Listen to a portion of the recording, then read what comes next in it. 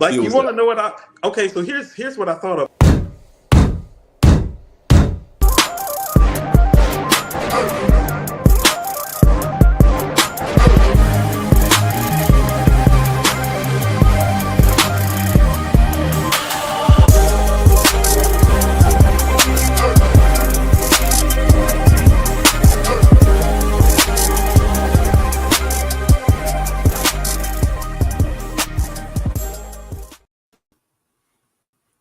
Yo, what up? Yo, Peace. welcome. I see a lot of people in the chat already.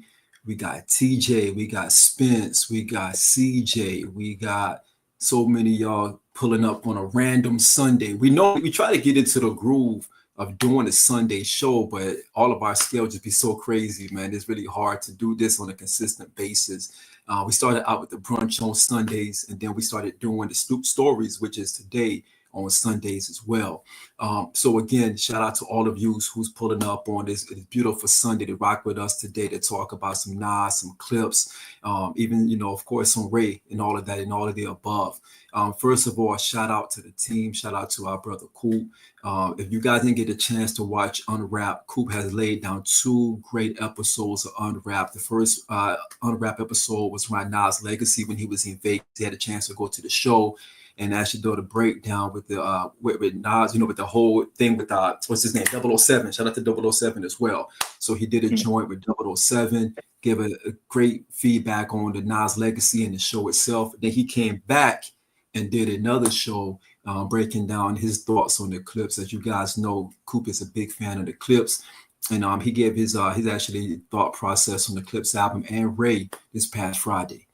So today we wanted to come up and talk a little bit about all of that and above from our vantage point as well. But make sure you tune in to Unwrap, tune in to Mirror Music, tune in to the HipHopTalks show, and also tune in to Snoop Stories also, what we call behind the music, if you will. We're going to dig a little bit deeper behind the music with the lyrics and things of that nature. So we have a lot of shows we are rolling out under the HipHopTalks network.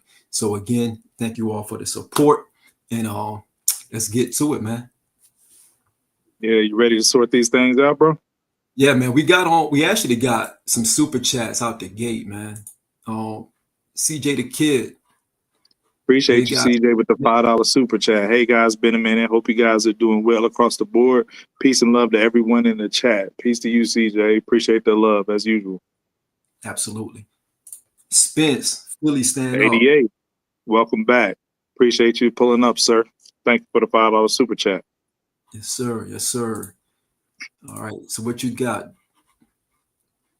All right, man. Let's get into it, man. Let's talk about some new music. You know what I mean? To get the ball rolling. We got one more super chat from CJ, man. CJ back in the building. Oh, damn. Oh, thanks, CJ. The $20 super chat. Appreciate the dub, man. You'll address a portion of this, but Jim versus Nas, Style and Push versus Travis, Skepta versus UK versus Joyner, Nicki versus SZA, and it looks like Joey versus Ray is becoming the new way to market your stuff now since last year. Battling has always been a way to start a rollout. We could trace that back many years ago. So, but appreciate the $20 super chat. It is a lot of disagreements and friction and all those sorts of things going on in hip hop right now. So appreciate you highlighting that, CJ. Absolutely. So you also had a request, man. Outkast wanted you to give a thought on M verse, a recent on the JID feature. Yeah, that came out a few weeks ago around the 4th of July, I believe. Yeah, man. M, he's always been one of my favorites, man. I think he killed his verse, and JID was right in step with him. You know what I'm saying? Rapping alongside Eminem, who's one of the greats, and JID is proven to be one of the best spitters that the game has right now in the new generation. But Eminem did his thing, you know what I'm saying? Lyrically, he was going in. I think we've reached a time in hip hop where a lot of people kind of, turn their nose up. Anytime somebody's doing the double and triple time flows and rapping fast, I think we're at a time in hip hop where people just are like, well, that doesn't impress me no more. You know what I mean? So you just kind of like, tune it out, if you will. You know what I mean? So, but if you really break down the bar work, you know, with the structure of the rhyme schemes and stuff, M and JID both are doing some really dope, amazing things with their verses or whatever. But I think people don't have the palate for that type of rapping, that fast rapping no more, because it could get misconstrued as word salad stuff. So. No doubt. Absolutely. We got another super chat, 007. We just gave you a shout out, bro. Appreciate for you following up and actually getting up with Cool in Vegas and giving that breakdown of Nas legacy, bro. You've been spending some bars on that joint, man. We got to get you on a little bit more often. But thank you for the super chat. Which appreciate the $5 super chat, 007. Queens get the money. What up, y'all? Looks like 2025 is going to be okay for hip hop. Great Raekwon and Clipse albums with Freddie on deck, and Nas guest features are crazy. We're going to cover all that today, bro. And the second half of the year is looking real promising. Sure. No doubt. And thank you all for. I see some people sent me some notices about the blurry. I guess my camera is blurry. I got like 5 different screens up at one time, so I'm going to try to take some stuff down so it won't mess up my actual camera view. Sean's in witness protection, so chill out, man. All right, sorry, my fault. You gotta relax, dog. So what you got, man? What you got, man? Other than that? Right. Yeah, let's start the show off. Let's get into some new music. Before we get into the album talk, we got a few singles, few loosies that were released. To start off, Joey Badass with the release ABK. He released a single this past Friday, and it's the lead single off his upcoming album due in August. And he even premiered a live performance on, I believe it was the Jimmy Kimmel Show. And I think it was a dope track. And my question to you, though, Sean, was coming off the buzz that he had with battling the entire West Coast with Raekwon and Daylight and other guys, and then calling out Kendrick. Do you think this first single is enough to keep that momentum going into his album, or do you think it fell just short? Man, I honestly think it fell short, to be quite honest. You got to strike the iron when it's hot. And when he was in the middle of that battle, we should have got an album like shortly after that. I think time has passed. The entire battle has subsided. Even during the battle, we were getting kind of tired of the battle in some spaces, right? Because you had these auxiliary MCs, no disrespect to no one, but you had auxiliary MCs jumping into the battle, and it got a little bit blurry because now you're talking about this rapper. We don't really know it. Only CJ the Kid know all these other rappers that were jumping into the ring. CJ was giving the play-by-play for sure. Doing the play-by-play, but he's the only one that knows these rappers coming into the fray. And I think it gets a little bit cloudy because now it takes the emphasis off of Joey and who the main target was. Because at the end of the day, who was the main target at this point in that battle? I mean, right. It's almost like it's almost lost in translation because so much is going on. But I would have liked to see him drop the album shortly after that last song that he dropped, maybe a week or two later. Drop it then, so you still got the momentum and you got the people behind you, and you got the actual ride and everything behind you as well. So I don't know, man. I don't know, because let me ask you this: are you anticipating that album right now? 100%, majorly anticipating it, and I think the record is fire, but I think it's not enough to sustain the level of buzz he had during the battle. It's just like a tier down from that. I mean, it was dope beat switches, the bars are there, and he's spitting and he's still making the claims that he's up at the top, but it was just something that was missing from it that was keeping that same level. Not saying he has to diss somebody on every record, but it just didn't have that same punch to it, if you will. So and then Raekwon actually got on Twitter and decided to make fun of it, that the performance of the record only got 47K views. So it seems like Raekwon still wants some smoke, but I don't know why he particularly was making fun of the 47K views when I don't think a performance of his would get that many. But and again, what we're talking about, right? Because when you start talking about numbers and you're talking about views, you're taking away from what's really being said. Because the numbers and the views have nothing to do with, in my opinion, has nothing to do with what you're saying on record, right? Right. it's some connective tissue there because again, it shows the interest of the people. It shows the consumption from the consumer, but it doesn't. For me, it doesn't paint the bigger picture because there were so many other records out there, not just from Joey. I'm just talking about the whole legacy of hip hop. There has been records out there that may have not sold really well from a print perspective, but that doesn't take away how scathing it was. You know what I mean? Think about The Bridge Is Over, one of the most legendary joints that we ever heard, right? And I can tell you back then, it probably didn't even go gold as a single. But does that take away the from it? Does it take away the sting from it? Nah, it's still a dope record. It's still regardless of what. So when I see that stuff, especially now in today's hip hop environment, just music environment, everything is based off of clicks, views, and notifications and things of that nature of someone's song or what they're saying as opposed to what they're really saying. Facts.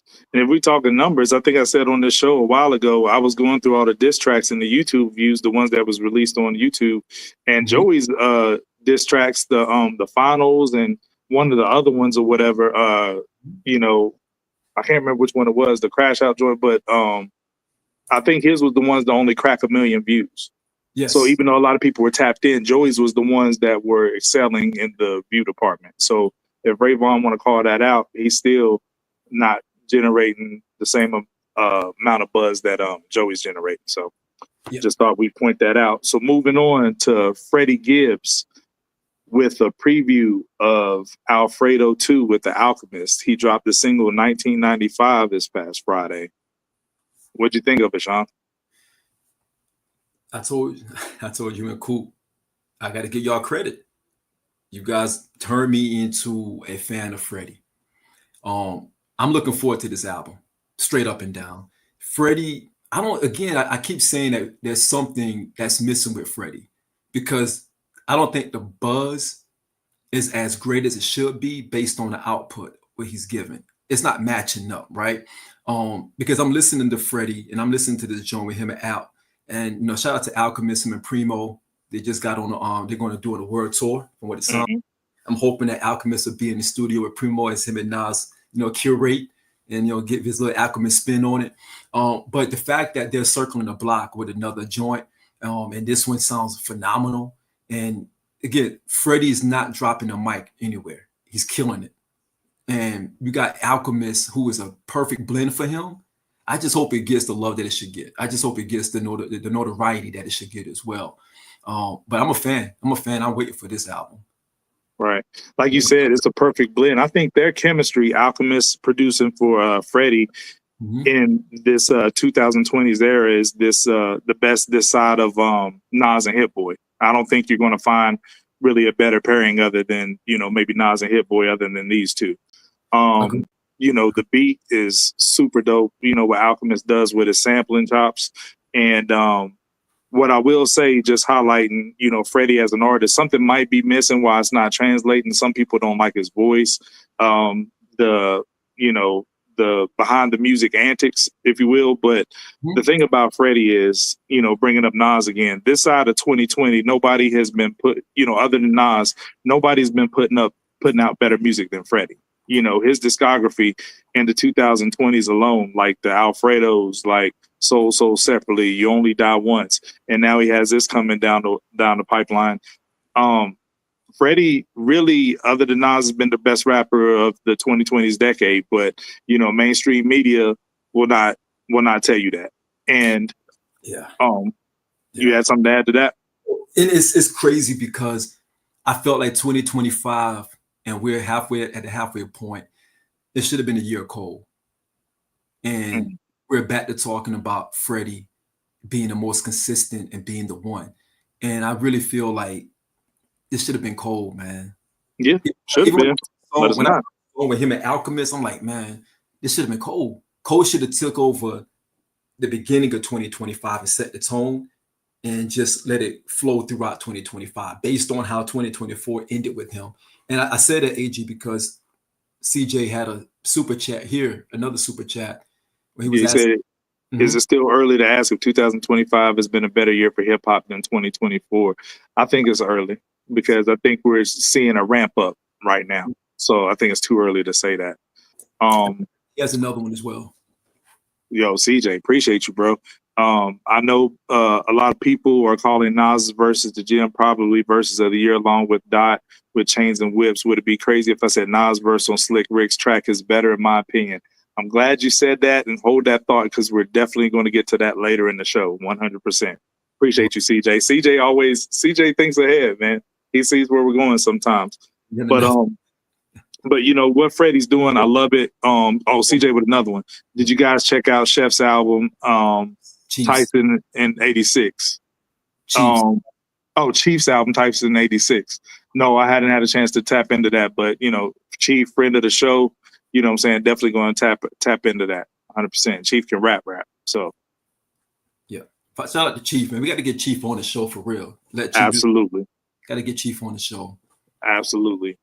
But I love what Freddie's doing. What I'll say, Sean, is that you know, he's an older guy, but of the guys ushered into this newer era, he's one of the ones that really has a lot of care put into the art. You know what I'm saying? How his approach to making albums, you know, from front to backs, like classics or borderline classics, and you know, his attention to detail and his work with producers, and even the visuals, like what he did with Alfredo the movie. I don't know if you got a chance to catch that, but you know, that's something that like you would think would be a Wu-Tang movie coming out, like the visuals behind the Alfredo movie, the 15-minute joint he released.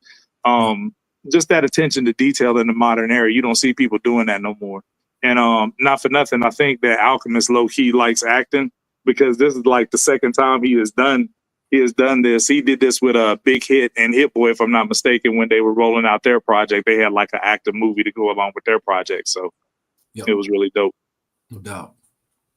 But yeah, man, I want to get some input from another friend of the show, you know what I'm saying, the homie, you know what I'm saying, Eppins, aka LP. We're going to bring him on and see what he has to hear, because he's a big Freddie fan. So we'll hear what he got to say about this. What's going on, Ep? Hey, what's good, y'all? How y'all doing, man? Chilling, man. Glad to have you on again, bro. All right, let me put you, I feel like my face is like right here. You know what I'm saying? Let me create some distance and shit. Yeah. Yo, hey, man, I don't like y'all. I'm just gonna say it straight up. Sean, Queens get the money. That's the only relation.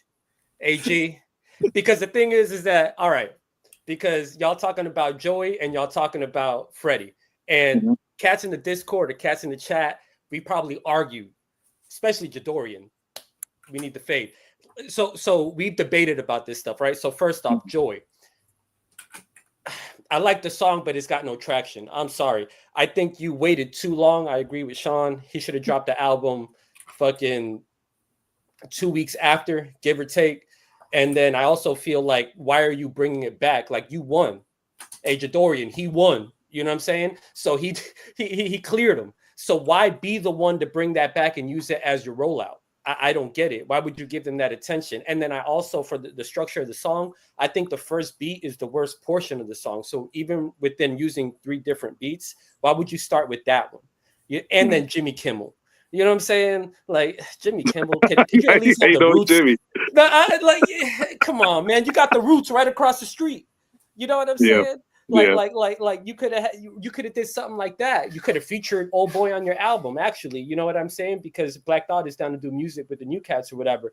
So the Joey one, I'm hella looking forward to the album. I think it's going to be dope. I think if he would have saved the My Town beat as his single, it would have blew the fuck up instead of the one that he's using now. Right. So I think if he would have used that My Town, and keep in mind, the Knicks blew his rollout because they took the L and they were filming a video that makes no sense in dropping now. So good point. And that was your verse of the year, correct?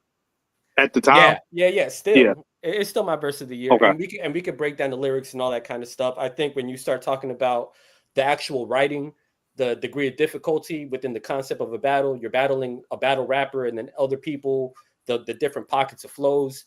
To me, he still got the verse of the year. And it's longer than Nas's, but Nas is my second, and it could be like that. But I still got the double entendres and the you know, UV me or UV Ray. UV me is a eye test. UV Ray, obviously, you know. So, and that's just throughout the whole. It doesn't stop. So right. I'll give him that. And then Freddie, right? That's my guy. A lot of people who think he's underrated, I think that a lot of people came into Freddie after he already did a lot of the fuck shit.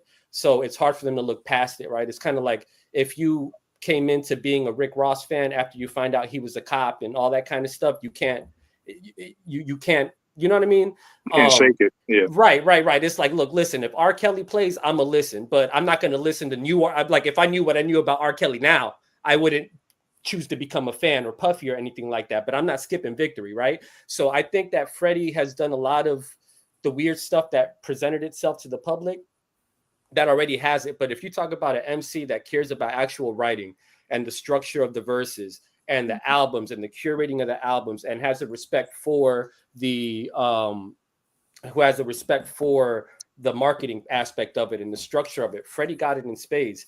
And the reason why I'm salty is because he's not the one who shined on this song. Alk shined on this song. Listen, Alk, this is the pocket you need to be in. That second flip with the guitar, and then he added the pianos and all of that. Come on, dog. Yeah. Like this is what Mobb better be getting.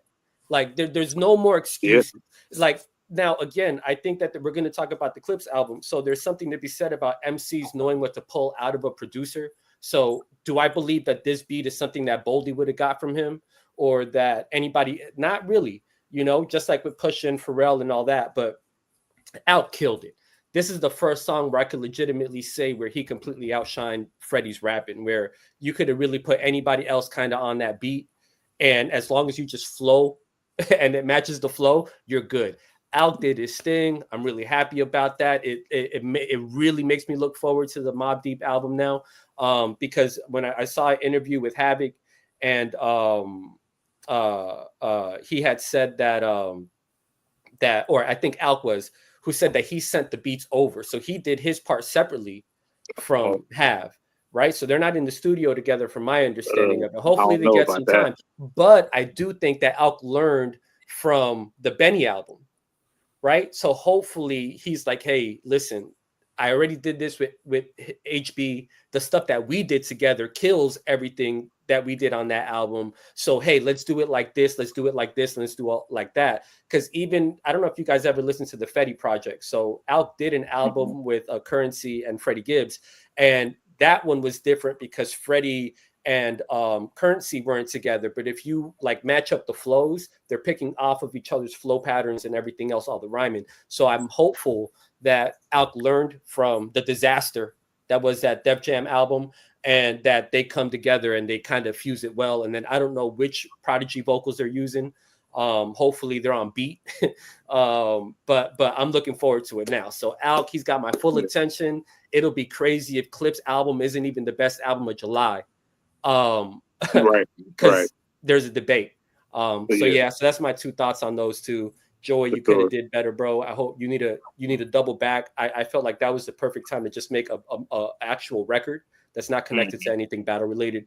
And Freddie just needs to do his thing. They're already pressing up the vinyl. Hey, Mass Appeal, I hope you're paying attention, big dog. People, you know what I'm saying? Let's get some vinyls going. Day one, baby. I don't need to wait 8 months for Magic 3, bro. You know what I'm saying? Come on. I'll definitely cop once they get it out there. But speaking of pressing the vinyls up, and an album that's done very well, you know, in this past release cycle week, let's move on to the Clipse and all things Clipse, right? Yo, hold on. We got some more super chats. Oh, word. Okay. Let's keep them coming. This one is I'm gonna say pause before you read it. Go ahead. All right, man. I'm not dealing with you today, man. All right, CJ, appreciate the $5 super chat, man. Evans, I just wanted to say I ran 8 miles today, but I had to walk a big portion because it's been a minute. But I hope you've been keeping up, bro. Health as well, man. Salute, man. Yeah, I'm a run. I was gonna do it this morning, but I didn't get around to it. So I'm definitely gonna do like a little 5 or 6 mile run, listen to the albums back to back. And look at CJ, man, staying healthy and shit like that. Y'all follow suit, man. Some of y'all need to do something. Get your steps in, man. Word up. Toes are tingling, it's a problem. Some of y'all toes tingle. Yo, big dog, I'm running. Oh man.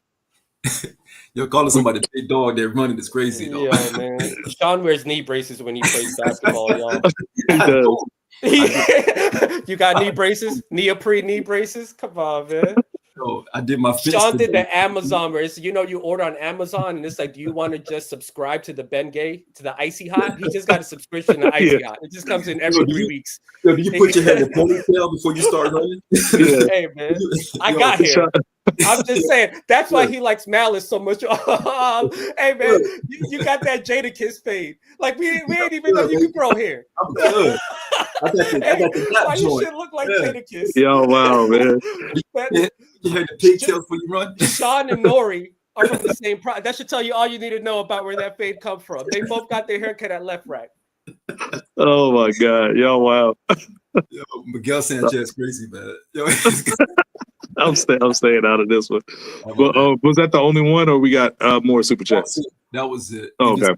That was just so moving on to the clips for y'all, you know what I'm saying, keep unloading the clip on each other, you know what I'm saying, pause. But yeah, so Clipse, man, they dropped a hell of an album, right? So what I want to do is like, let's really, you know what I'm saying, slow it down and take this track by track and really talk about and sort out the album for real. So I want to start with you, Sean. Like, what's your take on the intro track, Birds Don't Sing, to open an album with a song of that magnitude? That was a tough listen for me, man. I'm not gonna lie. That was a tough listen. And I listened to it several times. I lost my father in April, 2 days after my birthday. And I think we talked about the Clipse album probably about a month before it started. We said they have to be more introspection, right, in that album. Yes. And we had to talk about them reaching to a different layer of just everything, right? And I didn't think they was going to do this because you got Malice and you got Push giving their perspective of losing both parents. And, Malice, the one who actually saw both his parents deceased, and wrestling with that. And wrestling with the fact that, ignoring the signs, of them, their parents possibly dying and ignoring everything and so busy doing everything. And I struggled with that because I was going through that as well. And having to see my OG kind of wither away and trying to, kind of push it to the side and not accept it, and ignoring the signs itself. So hearing that song, I was on a plane, I was listening to it, man. I was like bawling, bro. Like I had my mask on and tried to keep myself cool and composed. But I looked at it as therapy for me. So I started listening to it over and over and over because some of the key elements that both were talking about from their lens, from Push's lens, from Malice's lens, it made sense to me. And I'm gonna kick it to you guys so we can have a conversation about that because I know, we talked about this before and how it resonates and impacts us, if you will. With a song like that, especially losing a parent, it probably wouldn't hit me as hard if I didn't lose a parent recently. You know what I mean? So losing a parent and hearing them talk about them kind of going through it and hearing the interviews that they're talking about how they were going through that process of, talking to each other through making this song and how they kept it kind of close to each other and not talk about it, like holding all of that stuff in. And I find myself doing the same thing. I don't talk about it a lot. I hold a lot of it in because I'm an internal processor anyhow. So I'm processing all of my emotions, my feelings, everything I'm feeling, still grieving, but I'm grieving in my own way. And that song kind of unlocked certain things that have me think a little bit more about my grief as well. Strong song, man, straight up and down. Sure. What's your take on that? Hey, man, salute to yours and all that kind of stuff. God bless you, bro. My parents are still here. So it's interesting because I view it from a different angle. So mine is that as I'm getting older, my parents are getting older, right? And then it's like, we kind of talked about a little bit where it's like a fool learns from his own mistakes, a wise man learns from others, right? And it's like now where I agree, Malice's verse is fire. I actually think that it's so dope that it's not giving credit to what Push is doing. Because I feel like the pain is actually in Push's verse. Because if you actually listen to what he's talking about, he's just pretty much explaining about how he's so self-centered, how he's so stuck in what he's got going on that he doesn't see the signs, right? So when he says, while you were checking boxes, I was checking my mentions. While you were while you were checking off all these life things that you got going on, taking care of this one, taking care of that one, trying to catch up, you know, she's talking about what are you doing for Thanksgiving, and you're flying to go do this because you're still in that rapper self-induced mode of whatever you got going on. And you know, when Pusha had said that they cried making this song, I get it, because how do you live with that? He's never going to forgive himself for this, right? Never. So where Malice is kind of describing, you know, just having a dad and dad being there, you know, my pop, you know, I don't have the best relationship with my pop, so I can understand that coming from your uncles and just other leaders in your community and all that kind of stuff, right? It's interesting. Like, so for me, I listen to that and I'm like, damn, let me not be Pusha. You know what I'm saying? Right. Like, let me not do that. So my mom calls, answer, hit her back up. It's just something that we need to work on, especially as men, because I think when like we're working and we're so stuck in what we got going on, it's easy for us to just be in our own bubble and forget about the people around us. So I think that was super deep.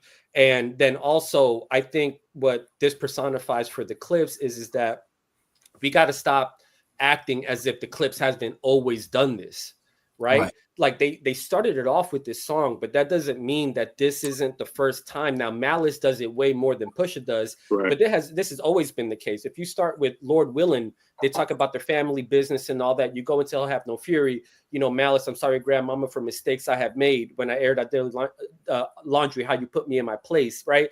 Like, so even through the Clipse, the third album, for me, the top MCs, my favorite MCs, I can follow their life through the different stages of what they got going on. I can follow Nas's from when his daughter was born. And then you like go, that's just one aspect of his life. And then you go to like Distant Relatives and she's older. Then you get to Life is Good and she's taking pictures with condoms. He's like, am I even being a good dad?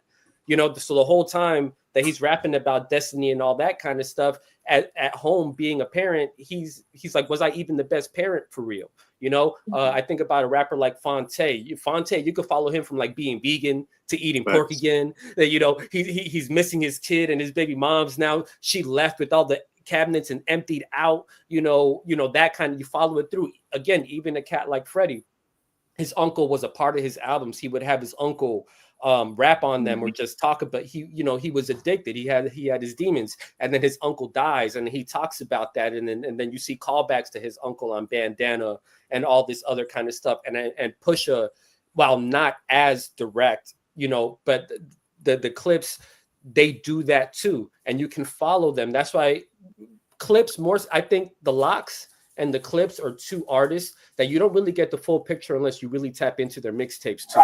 Because there's that whole, sorry about that, y'all. There's that whole We Got It For Cheap era where they're talking about a lot of real stuff, but they have to do it in mixtape form because they can't put out an album because them crackers wasn't playing fair at Jive, right? So to start it off like this, it lets me know that also that they were aware of the perception. And instead of saving the heartfelt track for the end of the album, they hit you over the head with it right away. So we're starting at track number 1. Bam. They're like, this is what you're in tune for. This is more than just a coke rap album that we're glamorizing shit. This is our life, and bam. And so I do believe that I love Malice's verse, but Pusha, like I would rather be Malice and have appreciated my dad and know that I lost him than be Pusha and live with my self-centered mentality, which is what helped him become great, is the guilt I got to live with for not appreciating my mom's more when she was leaving and she was giving me the signs. When he says, I heard what I did, but I didn't listen. Yeah, you just heard what you wanted to. I love you. Goodbye. See you later. You weren't paying attention to what she was telling you. So for everybody, if your parents are still here, appreciate them. If they're not, appreciate them still. You know what I'm saying? But yeah, yo. So deep track, man. Highlight of the album, probably my favorite. It's super heavy. Me and you have had a dope conversation behind the scenes because it's funny what like music will pull out of you. You know what I'm saying? And you know, it's lesson learned. Like you said, you want to learn from somebody else's mistakes, right? You know, and I'm blessed too. I still have both of my parents living, but you know, that song hit me on a few different levels. One of my close friends lost both of his parents and he's a couple years younger than me, and he lost both of his parents in real close proximity. So that, like, you know, made me instantly think of my friend, you know what I mean, off top. And then just like you said, like where Pusha was describing being so self-absorbed that he was ignoring the signs and stuff. And I don't usually share this. I've told you all this story, but one of my worst memories of my life, man, it was back in '04. I was one of my homies was at a record shop. You worked at a record shop locally where I used to get all my mixtapes, and he was a rapper. Tashim, if you're watching, shout out to you, bro. He was from Brooklyn, and he called me up. Super Nas fan like me, he called me up one day and was like, "Yo, fam, I got the Streets Disciple album. Like, we got it in stock." And it was like 2 weeks early. He was like, he said, "My manager's gone. You want to come through and like listen to the album on the, you know what I'm saying, on the loudspeakers of the store, just rock it in the store." I was like, "Bet, I'm there." So I go through to the store and I'm been anticipating this album, hearing this album for the first time, man. And, you know, my phone is like blowing up and it's my mother. But I'm so locked in wanting to listen to this new Nas that's like 2 weeks from coming out and we're vibing in the store or whatever. I keep sending it to voicemail, you know what I'm saying? And she called me at least probably about anywhere between 6 to 8 times, and I keep sending it to voicemail. And then I end up leaving the spot a couple hours later after we finished the album. And then I call her, and then I'm just like, you know what I'm saying, you know, seeing what she wanted. And then it was her telling me that she had been diagnosed with breast cancer. And when I tell you, I felt like the biggest piece of shit ever, like, you know what I'm saying, ignoring her phone calls when she was telling me that heavy news, man. But, you know, by the grace of God, she's still here, 21 years, you know, cancer survivor. But in that moment, you know, I just felt like just the worst, you know what I mean, just for ignoring that, you know what I mean? And, you know, like you said, like when we talk present day, I might be like engaged, like, you know, texting or in the Discord or something, and she might be telling me something important, but sometimes I got to step outside of myself and be like, "Yo, this is my mother. I need to be listening to what she's saying." And then it just like 2 or 3 days ago, you know, I thought about this song. We had an argument and I left her house, called her back an hour later, and I was like, although I still disagree with you, you know, I just want to tell you I'm sorry and I love you, because this shows that you don't know the last conversation that you're going to potentially have with someone. We really don't know. We never know that. So, you know, that hit me on a different level. And as far as the dad aspect, you know, a lot of us come from homes with absentee fathers or whatever. So what Malice said, you know, I shared you with my friends. Damn, I had a dad. You know what I'm saying? Like at one point, me, my mom's, my cousin, and my uncle were living together, and my uncle was like my father. He didn't treat me any different than what he treated my cousin. You know what I'm saying? Or like you said, a pillar of the community, somebody in your neighborhood, you go stay over your friend's house and they don't treat you no different than the father don't treat you no different. They take you fishing or take you playing basketball or whatever, like they do their own kids. So that resonated with me as well, man. So overall, this is a heavy track. What a hell of a way to start the album. And I would venture to say, because we've asked for more depth from the Clipse for so long, like you said, they sprinkle it here and there, like you said, El. But because of that, I don't know if it's a hot take, but I will go out on a limb and say that this is their greatest song. Oh, I mean, yeah, you know, it's up there. I like, you know, it's a great debate worth having. It like, so like me as a hip hop head, you know, and yo, great points.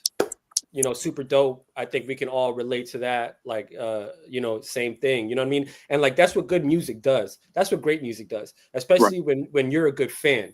You get what I'm saying? Like I don't listen to music and not take what I don't just listen, it goes one ear and out the other. Like I pay attention to what they're saying, because if there's any jewels that I can grab from it, I'm going to learn from it and everything else. That's why I don't understand when people just listen to music and they just treat it like that. And then I'm like, are you not paying attention to what this person is saying? Are you not listening to what Jay or Nas or any of these people said, where they like, there's a clear thing that they vocalize that you can really pick up from. So the fact that you did that, and the fact that this song is making us do that, speaks to how great that music is, and then how good they've trained, or how good their fan base is to pick up on that and learn from it. You know what I'm saying? Like one of those songs that does that for me, again, going back to like is Fonte, his verse on All For You, where he talks about his father, right? So we're kind of, going with the father theme and everything. And, one of the things that he said, he was like, well, Pops, how could I blame you? Because you couldn't maintain. I did the same thing. I couldn't maintain either. You know what I'm saying? So like, how much, like, how could I blame you, or how can I look at you crazy when later on I realized that you just kind of did what you could and you couldn't get, and here I am doing a lot of the same things, right? So I feel like when we can learn from music and then we can incorporate a lot of that stuff in our lives, I think that's the best kind of music that you could listen to. And so, yeah, to your point, if you want to say that this is their best song, I can't think of one better, bro. Yeah, like rapping wise, obviously, if you want to go down that angle, but if you want to talk about what we listen to music for, especially as Nas fans, what we try to get out of music, it's got to be their best song, period. And clearly the best on the album for me. You know what I'm saying? So yeah, that's a great point. Definitely up there. Because it comes back to, and we can move on, but it comes back to how we grew with music, right? Because ignorant Sean in his teenage years, early 20s, I wanted to hear the ignorant music. I want to hear like the Whips and Chains. And I love Whips and Chains, right? We're going to talk about that here in a second. But rapping on Whips and Chains. But then older Sean, 45 now, right? And just lost my father, right? Dealing with a lot of emotions. I need to hear something like this that I can relate to give me something back. Like even when Nas had released Dance, for his mother. In that time frame, I lost my grand aunt, who was also my godmother. I was really close to her. And I lost her that same year that Dance came out. And it was difficult for me to listen to Dance, right? So you got songs like that kind of hits us in our soul, because music, for me, music is like, it road maps where I go. Like everywhere I can pinpoint where I've been based on what I was listening to. And I can pinpoint my emotion based on what I'm listening to. So when the artists, especially the Clipse, because the biggest hit on the Clipse, or even Pusha, was always, man, they always talking about cult music. To me, this album gives you a full spectrum. And I told AG and Coop over 2 months ago, I said, yo, this will have to be the album where Malice takes the lead, and Pusha is going to have to find a pocket in whatever Malice does, because Malice brings a little bit of the heart, and he brings a little bit more of, like, you hear Whips and Chains, you hear FICO, you know what I mean? You hear Ibada. Those songs, in my opinion, they don't work unless you have Malice bringing that other perspective, to the whole situation itself, because Malice went through his own process. Malice went through a maturation process, if you will.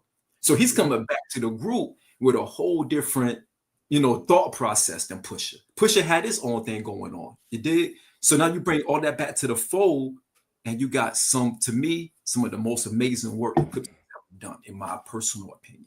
I mean, to your point, that's why Till the Casket Drop didn't hit the same, because Malice was disconnected from it.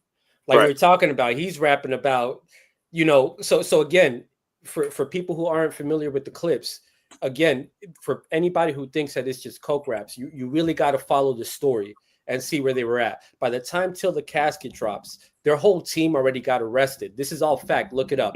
Their manager, where Malice was like, I forgot on one of the songs that he did, but actually somebody probably posted a freestyle where Malice is like, my connect became my manager. That same manager and all of them, they got arrested for doing 10 million in drug deals. The whole squad got arrested. So until the casket drops, Malice is paranoid, and he's trying to get out of that. Yeah, 1 foot out already on that. He's literally talking about go-karts for the kids. You know what I'm saying? He's trying to get out of it. He's super religious at that point, which he maintains. You know what I mean? And I do have a theory about, I'm not the most religious person in the world, but, when this is the outcome and you believe that it's divine, how do you tell somebody that it's not divine when this is the outcome?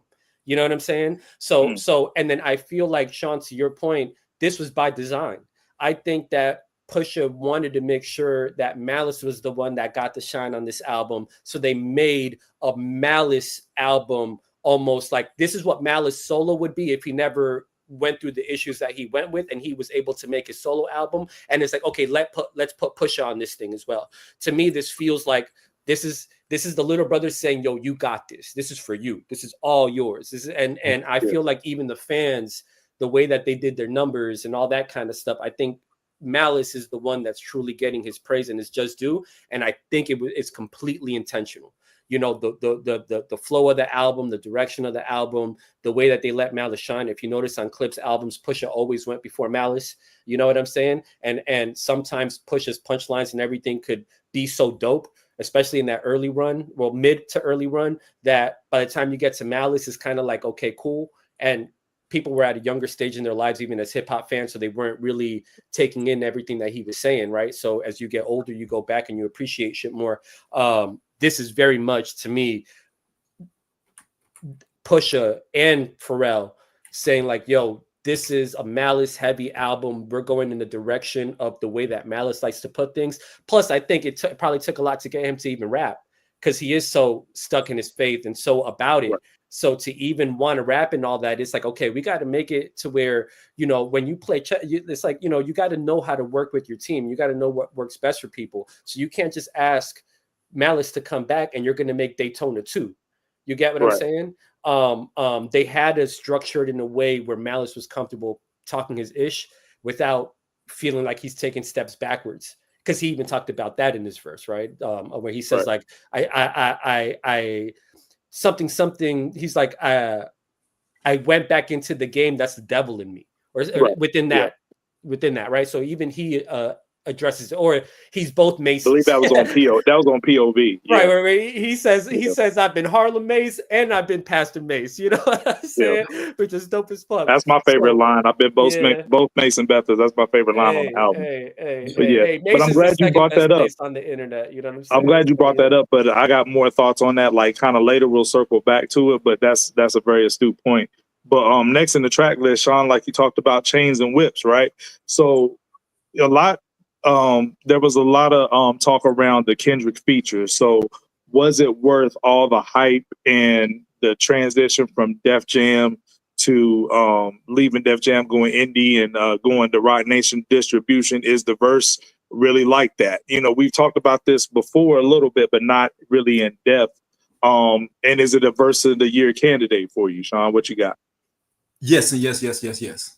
It's all worth it. Kendrick went crazy on this joint. You know, even using the as, you know, the sticking point of his rhyme scheme. You know, all of that ginger root, gentrified, all of these things, generation. Oh, niggas up out of here. This is gentrified, yeah. He's going crazy, man. Again, it doesn't matter. I think they say he actually did this verse when he was in war mode at the time last year. And it sounds like it. And it sounds fresh even now. You know, you're talking about close to a year removed, and it still sounds fresh now. To me, that holds a lot of weight. And to me, again, it shows that Kendrick has a hot hand. When you have the hot hand, you got to feed the hot hand. If I'm on the ISO because I got a hot hand, give me the ISO, move out the way, let me work. And he worked. He finished it all very, very nice. And Def Jam's loss at the end of the day, right? Def Jam's loss, Roc Nation's gain, Clipse gain. Because I don't know if you get this kind of traction if you're the Clipse on Def Jam. I don't think you get that. I think you get this kind of traction because you're aligned with Roc Nation. So it still worked out regardless. Shout out to Roc Nation, their whole entire package, you know, for Clipse, Rollout, and all of these things. And again, I feel like Kendrick's verse is synonymous to all of that. If that's what they felt was going to be a problem, and he didn't mention names, there was some connective tissue, maybe, if you want to really dig deep into it, pause. But again, I don't think it was enough for Def Jam to say, yo, you're out of here. It was one of those things where Kendrick left Earth. He left Earth and he came back down and disappeared again. So shout out to A-Dot, man. Definitely a verse of the year contender. What you got? Verse of the year contender, yes. The answer to that, yes. Yeah. Like, it was worth it for everybody except Def Jam. Suck ass Def Jam. Ugly ass Def Jam. You know, steak and booty ass Def Jam. Nah, look, I'm burning that bridge early. Whoever this Def Jam is, we don't need you. Like, call yourself something else. Def Slam. Become it's a heavy not metal. the Def Jam that we know, right? DAF, however you spell it, Def Jam. You know what I mean? Like no. Like, okay. First of all, he wasn't even saying nothing crazy on the album. On the song. They tried to blame it on the Trump line. at one point. I mean, who cares? You know what I'm saying? Like who? Like, and then even then, when did we protect government from being called out by hip hop, bro? And he said the Trump card. He didn't even call out, right, you know, the president. He said you're the label card, that put out Public Enemy, Fight the Power. You know, now you are the power. You guys are garbage. Like, what are you doing? You know what I'm saying? Like, come on, dog. You know, so first of all, I felt like when they even tried to sign with Def Jam that it was a bad deal because they've been trashed for a minute. You know, Snoop came and went. He was there for like a month, got his and got out. You know, so it's their loss. I don't think that Kendrick said anything crazy from that sense, and I believe it was worth it. It was worth it even if the fucking song never came out. Honestly, because you got to stand on your square, you know, you got to stand on your shit, you know, and the Clipse have always been about that. And hip hop has always been about that. You can't censor me. I just won't ever speak then. You know what I'm saying? So it was definitely worth it. You know, he's got the juice right now. Pause. It's all him. So if you can get that verse and he's killing it on top of that, then you got to stand by it. And then, you know, shout out to Rock Nation for, you know, now, granted, it seems like they got Clipse doing the whole minstrel show out here. You know what I'm saying? Like them boys going to be, you know, them boys going to be on Top Chef next week. You know what I'm saying? But you know, like it paid off. So dope verse. I like the alliteration that he was doing. It flowed well with the album. They didn't do anything too crazy about it. He fit right in. Perfect execution all the way around. He didn't outshine the other ones either. You know, sometimes they'll try to say that somebody outshine. There was no outshining on this record. It really is a preference when it comes to that.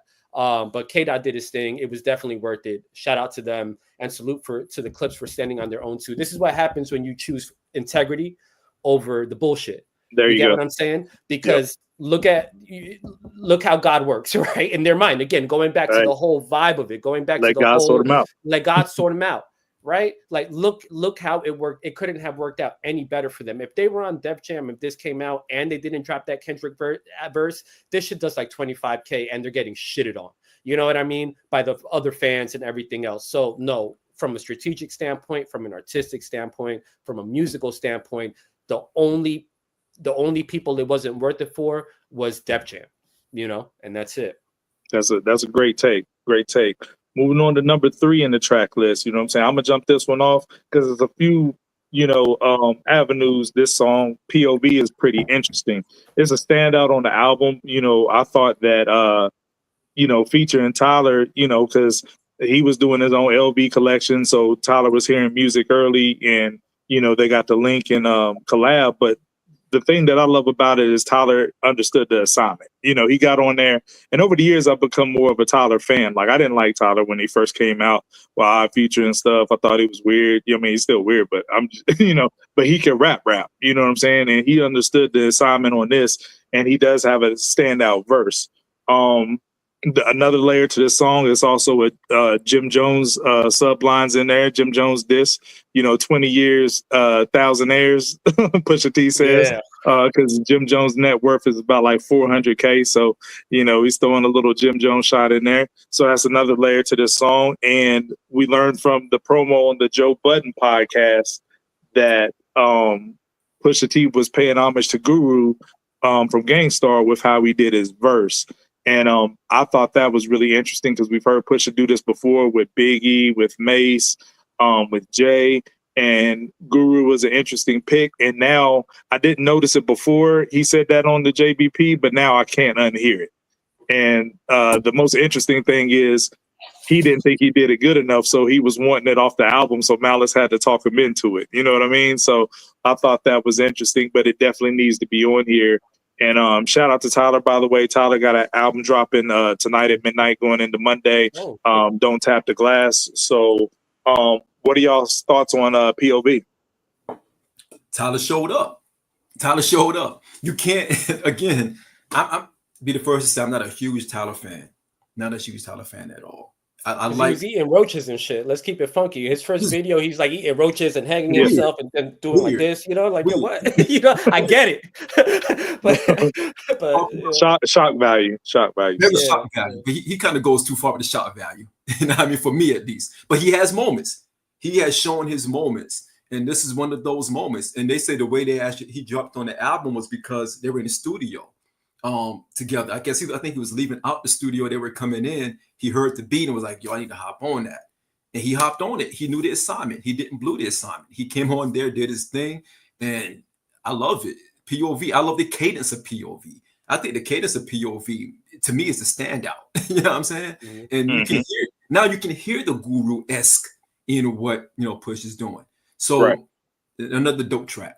The Yeah, beat switch was fire too for Malice. Oh, sorry. Yeah, I was gonna say that. That was a hard beat switch, and we'll talk about Pharrell, but he's showing the different aspects of his production game. Dope across the board. So a lot of you guys don't know is that, or maybe you guys do know, depending on how big of a Tyler fan you are, is that he's a major Pharrell fan.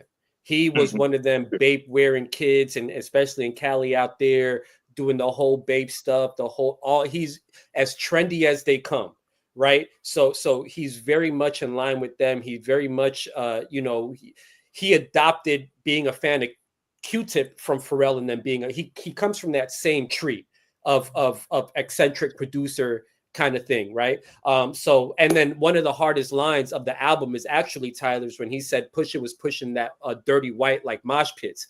Come on, dog. I'm with that. Hey, Tyler, salute to you. Yep, for sure. And what else? Yeah, no, I mean, overall, dope verse. I kind of wonder which one was the verse that they said they were waiting forever on. I don't know, because they said it wasn't Kendrick, so I wonder if it was Tyler's, if Tyler was up to stuff and they really wanted him on the album, because Tyler and Pusha have done music together in the past. I have an answer for that. I'll get to that though. Yeah, and then if you notice, Pusha took shots at our boy Sean. So behind the scenes, Sean drives an Audi. It's a 2026 Audi. It's the newest shit. You know what I'm saying? But Sean, when Pusha was like, I don't drive Audi. That's my baby mama. Sean was like, you gotta say that. It's a 4. I was like, yo, it's a 4? It's only on track 3. He's like, yo, it's a 4. It's a 4. It's a 4. I can't fuck with this. You don't drive. You know what I mean? But rappers got to stop that passing off all the dope cars, the baby mamas. It's just because they got that many. It's just because they got that expensive child support. Everybody ain't living that life. Stop it. Oh, and then here's my other thing too. Going back to the Guru stuff, right? I always hated this about Pusha and Jay, that whole I'm not a rapper shit. Yes, you are, motherfucker. And you're one of the best too. You're not just a rapper, you're a fan. And you're a major fan. I just saw a video of Jay. I'm sorry to bring him up, but it goes into the I'm not a rapper shit. But Jay was like on Yo MTV Raps back in 1987. He got that in the tuck, right? It's like, bro, you were pushing crates back in 88, man. Stop it.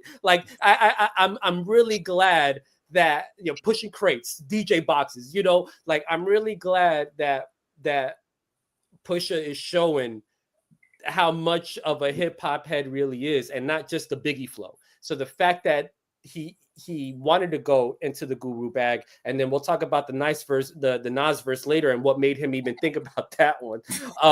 Is that all that I'm not started, all that I'm not a rapper shit? Yes, you are, dog, and embrace it, because that's what got you here, bro. It wasn't the weight. That's just the subject matter. You guys are hip hop heads, and this is the best example of what being a hip hop head is that when you're a great lyricist that pays homage to the ones that came before you. So perfect track, dog. This is a 10 out of 10. Big facts. Love POV.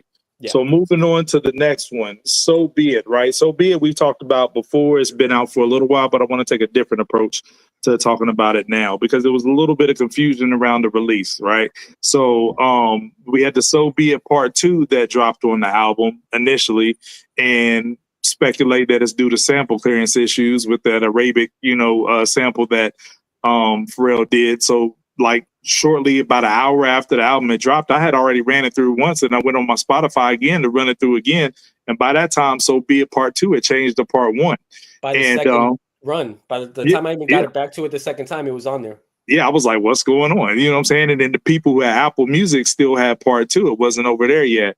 And if you ask me, I think both of them should be on there. One should be a bonus track, but that's neither here nor there.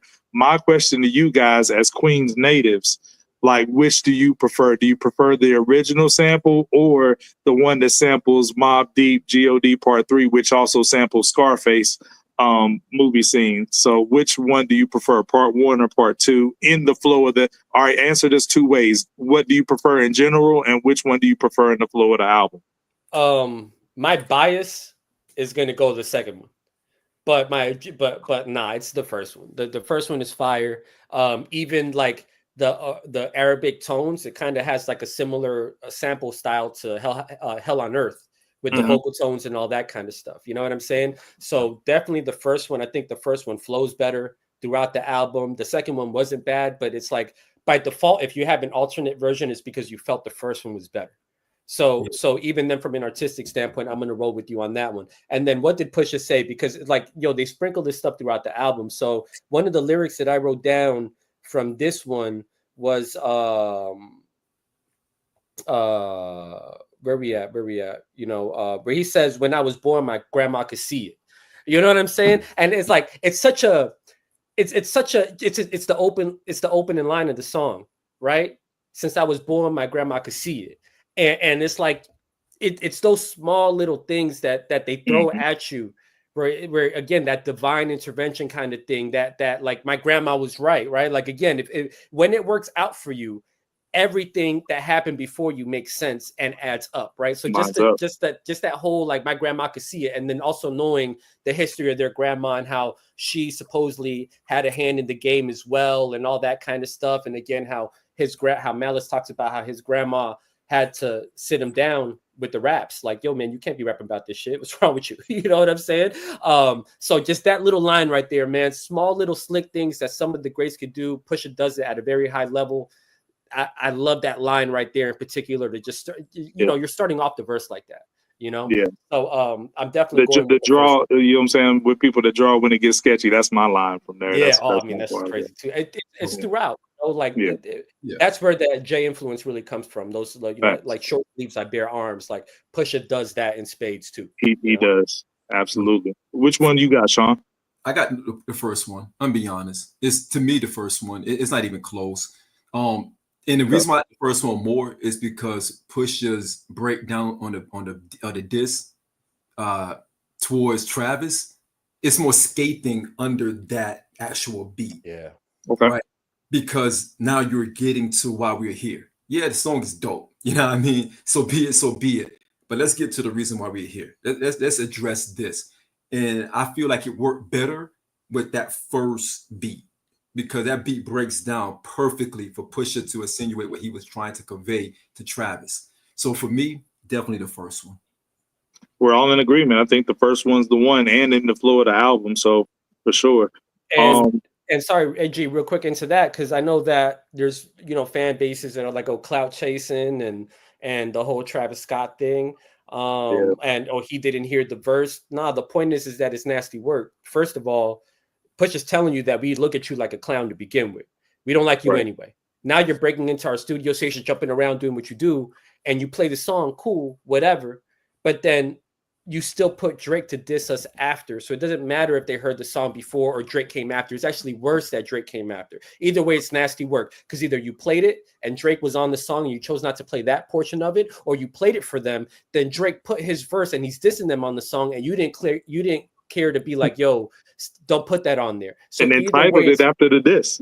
Right. You get what I'm saying? Melted chain, whatever, So if you follow them, you know that they don't bite their tongue. This is nothing new for them. If you go back to We Got It for Cheap Volume 2, again, they were dissing, Game and all them for, Nut Hugging Easy E and all that kind of stuff. If you go to Hell Have No Fury, Mr. Me Too was about Wayne and them. They've always spoke their mind about stuff. So explaining what they explain, and then again, you're playing the game. So if you're going to do it and you're going to play the marketing game of it, then of course you're going to diss Travis Scott on a song. Even from that standpoint, again, this is what I'm seeing from the theme of this album is how perfect everything came together.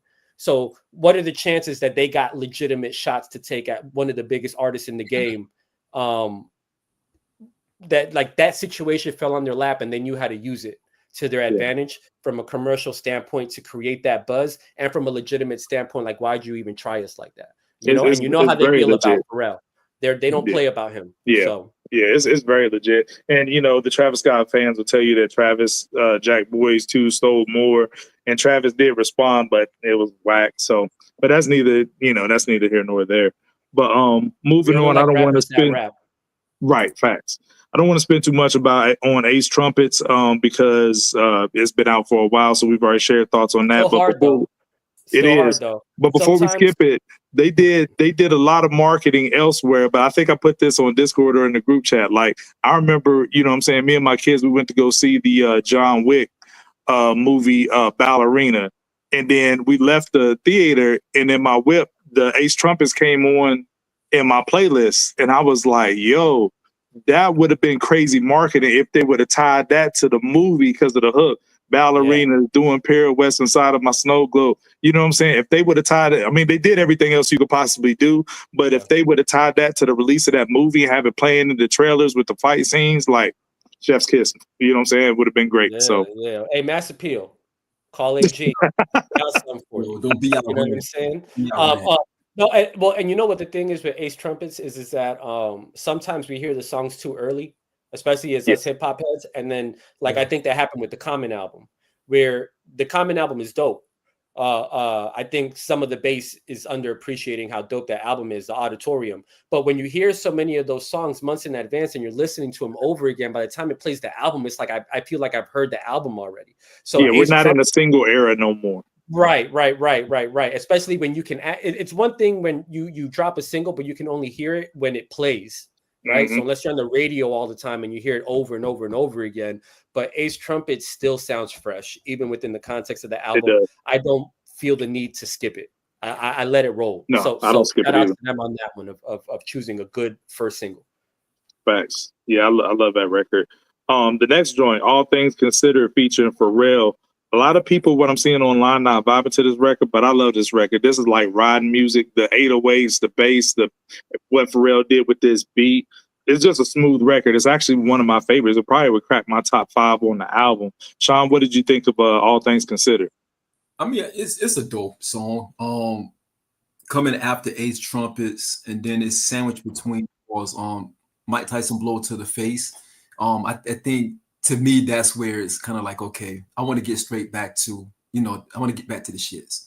I think it's dope. I don't have a lot to say on it because it's not one that I go back to a lot. I don't skip it, but I don't go back to it a lot as well. But to your point, I think it's more of a riding joint. And I think because of Pharrell's, add his addition to it, I think that throws it off a little bit. But now I don't have much to say on that one. You got anything yet? Yeah. I'm looking at the track list to kind of remember we're at All Things Considered. Okay, so one of my knocks on the album, and the reason why I don't have it as a 5 is because of Pharrell's hooks, which is surprising because especially on the Clipse albums, he had Nightmares on Hell Have No Fury, a Snitch on Pharrell's album.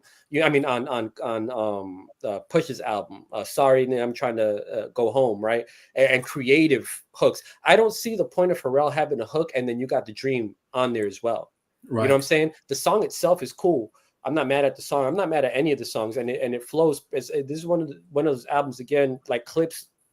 Once Clipse has a sound, the rest of the album sounds is in similar fashion. So this is a good straight through album. So this is one of those songs that just kind of gets you to the next point, like a transition almost, because the next song that we're going to talk about is Stupid. But Pharrell lost me with the hooks on this one. And so with this one, I don't know why you're singing if we got the Dream on there.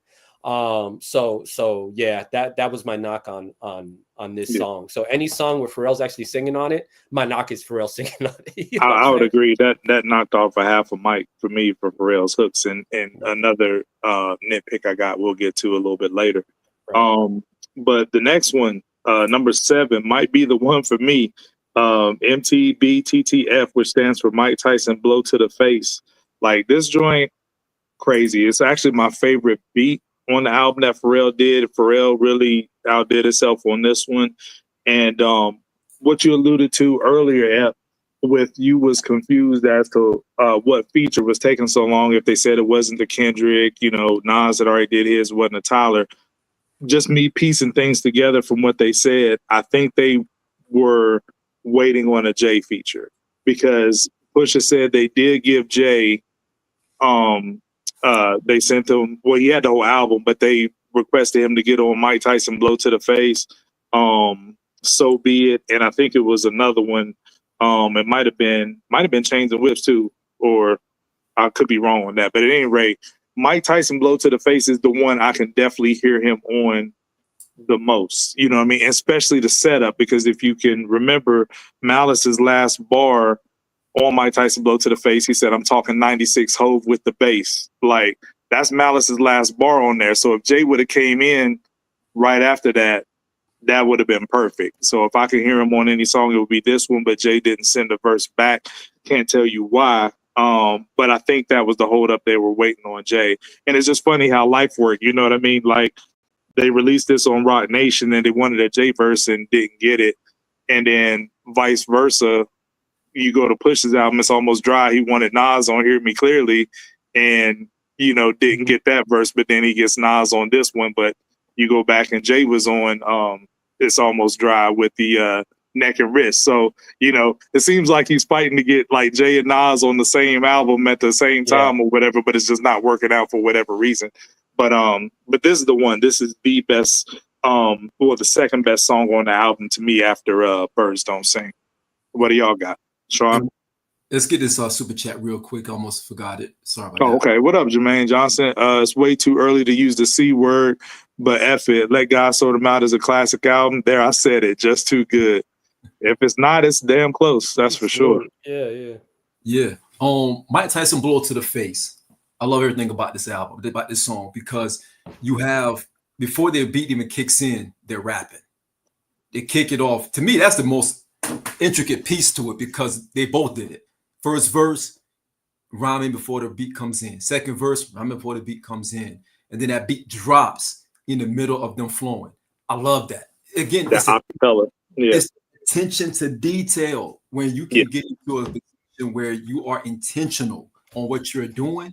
I love it. That there's a thought process that goes behind it. It's not about just putting together a song and like, let's just throw it out there and see if it sticks. There's intentionality to it. I feel like Mike Tyson "Blow to the Face," there is intentionality to it. Even the fact that you hear even the background, because he's hot, like, just in the background, dropping at a certain point. It's, to me, again, it's attention to detail. I feel like this is one of Pharrell's better beats, but one of these better, harder beats, if you will, in my opinion, because anybody can get on a beat like this and go crazy. It can dumb out a beat like this. If years ago, this would have been a freestyle monster for like mixtapes. Like, I was about to say that. If you would have finished, I would be about to say that. AG, my bad. You steal my thunder, man. I just said somebody got the hot hand. You gotta let them shoot it, man. Just right. You just did the cam joint to me with Mace. Like, take the ball and shoot it. I'm looking on the side like what you doing? No, I was kidding. But AG already said MSG. This AG already said it. Yes, if this was back in the early 2000s, where you could take a dope beat and put on a mixtape and just let everybody rock out on it, this would be the one. I love this joint. This is a 10 for 10 for me. Yeah, all the way. I agree with everything you guys said. When on the last pod I was with you guys, I was talking about how I wanted to hear "We Got It for Cheap" Pusha, right? And I always reference "We Got It for Cheap" when it comes to Pusha. I always will, because that's where he took the next leap as an elite MC, and it was early. And a lot of people missed it because a lot of the attention that Pusha got was when he got with Kanye. But if you go back, if you guys have time, go back to the "We Got It for Cheap" series, and you get some of the best rapping that anybody's ever did. The punchlines, and again, this is 2005 rapping, so you got to keep it in context to where he was and how he was rapping at that time, and then how the game progressed from there, and then you'll see how many people really ate off of his plate. This was Pusha just flowing, killing it. You know what I mean? Just, Mike Tyson "Blow to the Face" is a double entendre for that ass. You know what I'm saying? Mike "Blow to the Face," Mike Tyson blows it. She wants it. You know what I'm saying? Pause if needed. But it's like, she wants it. She wants a kilo across the face, boy. You know what I'm saying? She's trying to have a good ass time. Dope ass song. one of Pharrell's best beats, Absolutely. hip hop beats, probably. Period. You know, if we really start breaking down his hip hop beats as far as like a traditional sounding shit, he did his best early to mid 90s impression of a producer. You know what I mean? Super dope track. I mean, 10 out of 10. This was the song that when it leaked, all the heads were like, oh shit, is this what we're getting? You know, so even just leaking this was a great strategy. Because some of us thought that this was the song that Stove was on. So like when this first leaked, it was when around the time frame that we were starting to kind of get, you know, what was happening with the album, and people started talking about it. Man, this shit is stupid. And if it wasn't for how impactful the first song on the album is, Birds Don't Sing, this would be number one for me. There you go. Yep. But I'm going to always value the content over, you know, when it's that kind of content, it's always going to win out. But I'm not mad at anybody who thinks that this is the dopest one. And I'm reading some of the other names that we'll get into of the songs. But that's when, you know, you got a great album, is when people can argue about which song is the best. And anybody arguing for this one, you won't get much pushback from me, you know? Big facts. But I think it's a drop off though. Another super chat. Oh, appreciate the super chats, y'all. Yeah. My mere thoughts. Appreciate you pulling up. I came to the conclusion that a classic album doesn't mean a perfect track list. Correct. Yeah. If so, we'll have to dismiss albums like Life After Death, Blueprint, and Stillmatic. The impact is a major factor. Couldn't have said it better myself.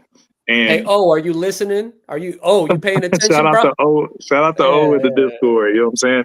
And to that point, I think it's a drop off after that. Bada, that's the only song I skipped. One more super chat.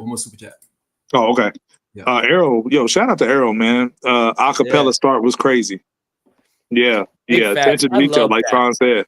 I saw somebody in the chat. Sorry, maybe it was Dre7. Hey, and by the way, hey, chat, I'm one of y'all, baby. Salute to you guys for supporting and keeping these pods alive. I'm telling you right now, being in front of a camera, the fact that these fellas and Coop and everybody else can get in front of a camera and stick to time frames and all that is super impressive. So I can see it firsthand now how we support and how much that means. You know what I'm saying? But Dre7 had brought up that this would have been a great Nas beat too. And Nas is so great at the beat drop because he's the best. He's the best break beat rapper. Yeah, you get what I'm saying? Good point. And so having him on this, he would have destroyed it. So yeah, that beat drop, man, and it's what came after the beat drop too. Just that whole, it's funky, man. That shit is hard. You know, can't say it. Salute to Arrow, man. Yeah, shout out to Arrow, bro. At that basement thumping. Yeah. Philly you know what I'm saying, boy? I know he got some heavy speakers in that shit. Yeah. Yeah. So on the beat, do you guys agree that that's the only song I skip on the album? Like, do y'all agree on that? But you did. I think it was you, Ep, that said like, "Yo, if you an OG Clipse fan, like, I'm not sorry, NERD, like that's that NERD bag." Right? Yes. Yes. So I feel like there's two beats that are up for discussion on. Either you like them or you don't, and it's this one and Inglorious Bastards, right? Mm-hmm. I feel because to me, at first, this beat I was kind of iffy on. Then I listened to it more, and I'm like, okay, I fuck with this one. Inglorious Bastards, that's my skit. And Inglorious Bastards to me, like these beats are like, you remember that when that dress came out and it was either blue or white. or gold or whatever. Yeah, I'm like, it's blue. He's like, no, it's gold. It's blue. I'm like, bro, I'm seeing blue, bro. You're stupid. You're blind. I feel like that's Inglorious Bastards in this one. Yeah. You know what I'm saying? Like, you either love Inglorious Bastards or you don't like it at all. I'm off that bandwagon. I won't skip it, but it just feels so. But that's also a Clipse sound. That's also so. These two beats are very much. If you're a fan of that, you're gonna love it because this is also a part of what they do, but it's very much blue or white dress. You know what I'm saying? I like blue, one and don't white, like the other. Right. I'm right. You know what I'm saying? Because I see white and you see blue, but I'm not mad at it. You know what I'm saying? Yeah. So I might be dumb, Sean. We'll let you speak on that, but can you tell me? I might be stupid, but I never found out what the acronym stood for. Do either one of y'all know? Ibada? Yeah. Yes. You know what No, enlighten me for real. I didn't know what that stood for. Now, I don't even know why they made it this song Ibada, because they only mentioned it one time. Ibada is in the hook, right? Yeah, in the hook. It's really just some financing stuff. That's all it is. Just to make a long story short, it's financing stuff. Okay, so am I not in high enough tax bracket to not do? No. If you work with a budget, like if you have like, you know, in the military, I was actually, you know, I have budgets and things of that nature. I won't get into all of that, but it's all about budgeting. That's all it really is. Yeah. Just to break it down. Is that the name, or is it like actual acronym that busts down a bunch of? It's an acronym, but they call it. Yeah. Okay. Earnings, it's like earnings before taxes or something like that. Earnings before taxes, depreciation, and I forgot what amortization. Something like that. Yeah, I haven't done it, so I haven't dealt with that stuff so long. Okay, because of course we all know FICO and all that, but even that I never looked it up, and I was like, what am I missing? You know what I'm saying? It's nothing. It's all about accounting. They're flexing the money that they have. You got to have people to be in my conversation. That's all it is. It's gotcha. Trying to make us look stupid and shit, bro. We own property too, dog. What's up, man? It wasn't that. You see, he knew he didn't even want. He's like, yo, man, I know these motherfuckers don't know nothing about that, man. It's just right. It's the tax code. You know what I'm saying? They updated it in 2025. You wouldn't know about that. I want to say you take the standard deduction, so it's all good. You never had to apologize. I want to apologize because if it came off that way, I can't write off my sneakers like you, bro. You see how you do us, man? You know. But did you like the song though, Sean, or is this a skip for you? I echo what Ep said. Honestly, I echo because it's one of those songs where the beat to me is very it's a lot going on in that beat. There's a lot going on in that beat. Yeah, it's busy. It's real busy. Very busy. That one and Inglourious Bastards, those beats are very busy for me. And I get it. I get them being a part of the actual album itself, but I could do without. I'm being honest. I could do without both of them. That's fair. Moving on to FICO, you know, and we know what FICO is. But do we, Sean? Do we know what FICO means? It's a double entendre. We think it's. I don't know. Sean, Because maybe it came off the wrong way. Yeah, it did. No, that's how you. That's what you do, bro. It's but FICO though, I think this is one of the highlights of the album and one of the biggest disappointments at the same time. Yeah, Stove should have had a verse. Point blank. Period. Okay. All right. I thought you. All right. I get what you're saying. All right. Once what he brings to the hook, you know, nobody else could really do that. And the Fresh Prince jacket, you know what I'm saying? The inside out, like the whole Stove is amazing. Let's just call it what it is. Stove is amazing. The flavor he brings to the track is bar none. But I don't see how you don't give him a verse unless there's some label politics involved. We know that Stove has some issues with his label. So that without this was part of me deducting from the album being a 5 that he didn't have a verse. See, I thought about that angle because I wanted a Stove verse, but then I feel it's kind of like I don't know if I can knock you for something you didn't do when it's like a plus. So, but I get it. You know what I mean? It's all subjective anyway. I think the song is fire. You know what I mean? Like this shit is crazy stupid. Just as is without if without anything else. You know, Stove God is like, you know, if you got Nate Dogg on the hook, it's still fire regardless. I got my own takes on Stove God that I'm gonna get off right now anyway. Yo, man, I don't see how you could talk all this shit about the bricks and such a glorious lifestyle, and you're trapped to a baby grand slave deal. You know what I'm saying? Like, come on, bro. What's going on, man? You know what I'm saying? Like, I feel like, you know what album took a year? Verse took a year, Stove God's verse, because Baby Grand ain't want, you know what I'm saying? Yo, how can the Clipse get out of this Def Jam deal and you can't get out of a Baby Grand deal? And then you're talking about you're meeting with people in Panama and Colombia and all this kind of stuff, bro. If you don't flip a brick and get off this fucking deal, there's all that your people have. Come on, man. Yeah. I mean, dog, what's going on, man? Like, I want to believe the stuff that you guys are saying. You know, but it's like there's a big difference between a rapper telling the story and you know that he's telling the story and you wanting us to believe that this is you.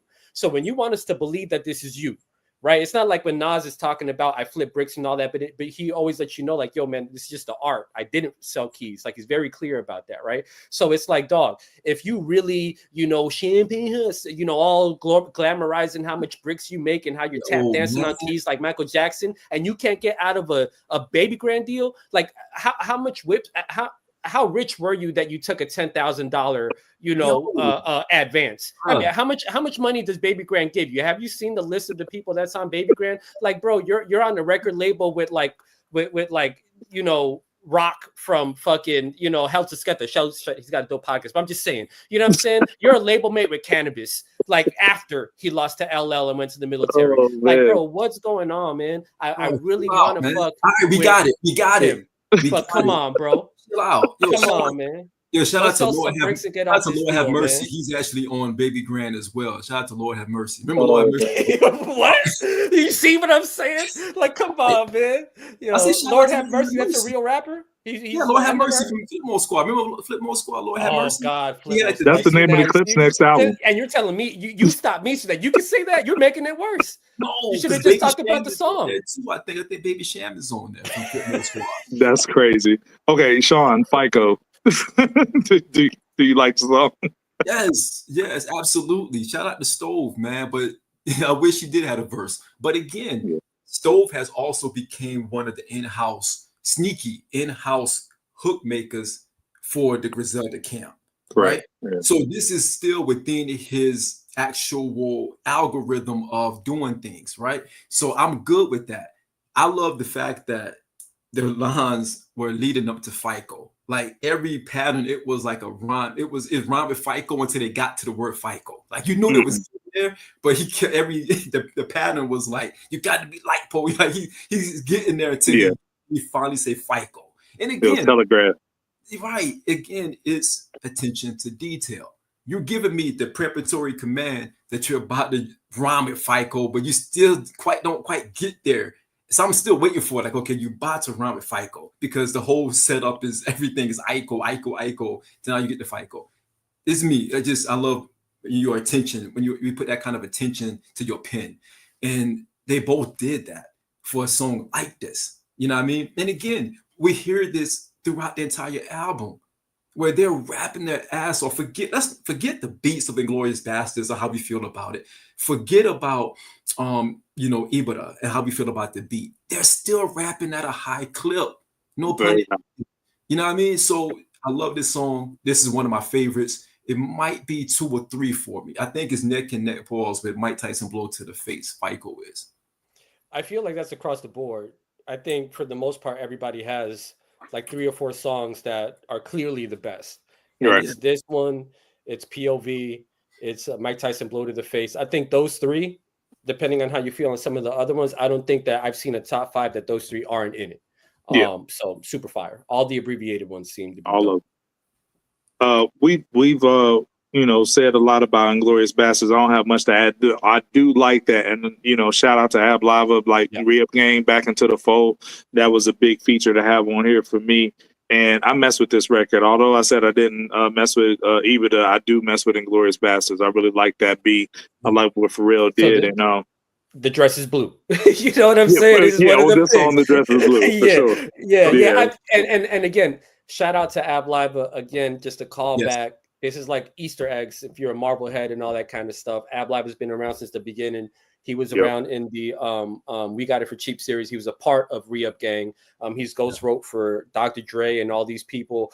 Ab Lava has one of the hardest lines ever. He said, I'm sitting on blades like Christy Yamaguchi. He didn't say it on this one. He said it on the other one. But if you're not familiar, Philly legend, top of the game. He's like 7 foot tall. You know what I'm saying? That boy's tall, but shout out to Ab Lava. I think it was dope. And then also I've seen people say that the Inglourious Bastards beat, the word Inglourious Bastards, that maybe that was a shot at Kanye.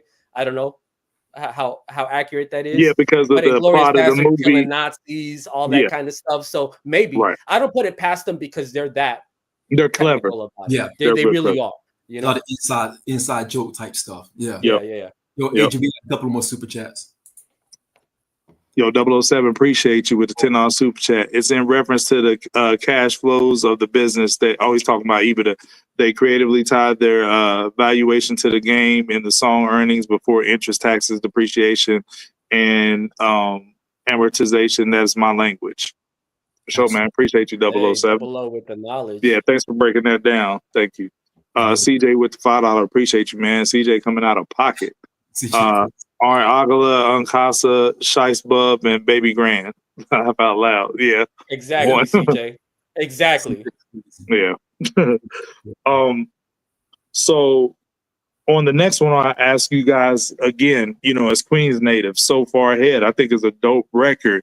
But how do you think, like Sean said, and Sean, you can take it away, the attention to detail to have the like DJ Clue drops in there?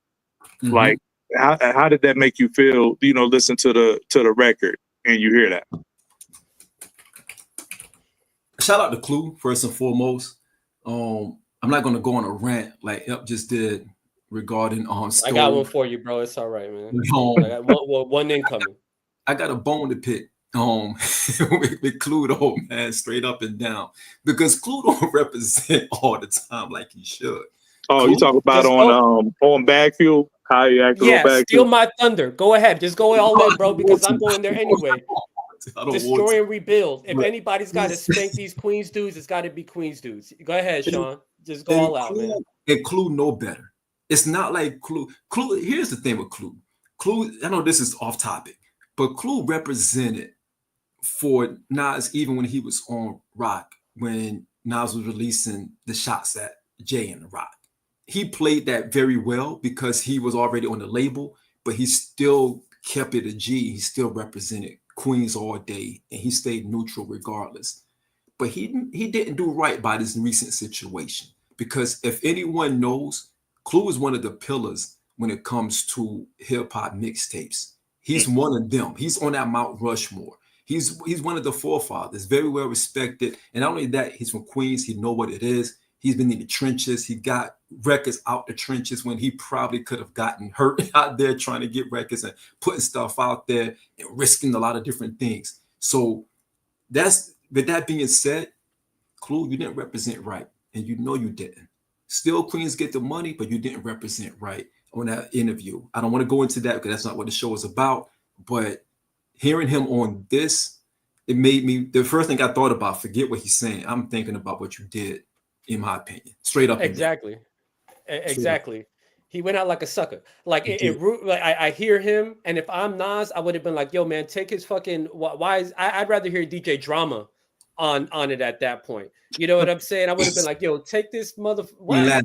You know what I'm saying, bro? So you just let Jim Jones say whatever he was gonna say, knowing that Nas had that verse coming in, and it's not, again, it's not about Nas, but it is about Nas. Like, come on, dog. Like stand for something, bro. Give some pushback. Do a little bit. Overall, I mean, all BS aside, I think it was a dope touch. It was cool. I like that they didn't do it throughout the whole album the way that West Side did and the way some of these other cats do with Drama. But come on, Clue, dog. Like, it honestly, it did. Especially the Nas song. It'd be different. Like, I'm not going to hate on Clue just to hate on him. So if he was on somebody's shit and his voice just pops up, all right, cool. But the fact that it was on a Nas song and then that interview just happened, so the first thing that I think about is that. Yeah, it was on two joints. It was on So Far Ahead and the Chandeliers joint, which I wanna skip the Chandeliers. I want to table that, you know what I mean, just for some talk a little bit later. So we'll skip that song.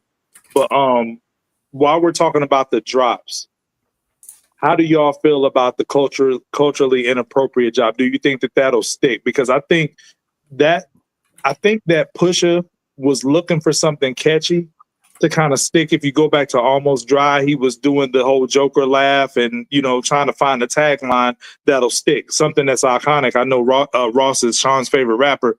Maybach music is an iconic tagline. So I think what he wasn't able to do on It's Almost Dry with the laugh, this culturally inappropriate thing, they were able to do that on this album. I think this is one where they, sticking the landing on trying to do a tagline. I like the yuh, you know, he already does that, so that's his. He's got that Right. as far as the ad lib. I don't like the Joker stuff because I just don't like that. I don't like that about Pusha, to be honest with you. Like, I remember when he did that freestyle back in the day with Kanye, and he's all like, you know, I'm like, yo, man, just rap, dog. You know what I'm saying? You don't gotta don't act like the animation, yeah. You know what I mean? Like, bro, just rap. You know what I'm saying? Like, you're possessed. You know, like he did the thing where he, like, I guess he didn't even blink, which is pretty interesting. You know what I'm saying? On the Tiny Talk, they're talking about he ain't even blink on that motherfucker. I'm like, I didn't look. I'm like, oh, he ain't blinking. But I don't like. I just think it's corny. That's just me though. You know, all that. You know, I'm possessed rapping. No, you're just rapping, bro. You know what I'm saying? You don't like all the animation and stuff. No. But I think it is a dope tagline. I don't know if it's gonna stick, but we'll see. It depends on how culturally impactful the album. You know how it impacts, and then also I think the issue is that, you know, Clipse very much comes from that old age of not biting, and I think a lot of people are starting to see that about them. So it's like, would you even want to take it from them and risk them dissing you for taking it from them? Because they seem to be very protective about what they start. You can't even wear a Bape sweater apparently without them getting mad at you about it. So if you use that tag and they don't view you as maybe one that's allowed or from the cloth of it, then do you even risk getting dissed by them? You know what I'm saying? Right. Don't be a part of their next rollout.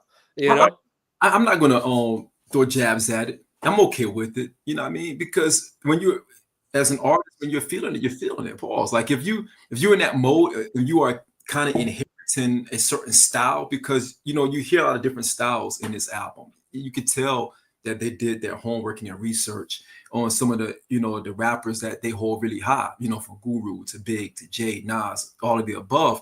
So when you hear things like that, it's more, I look at it more as an ode to them, you know, more of a like, yo, I'm going to adopt this approach for this particular song because I'm feeling it a certain way.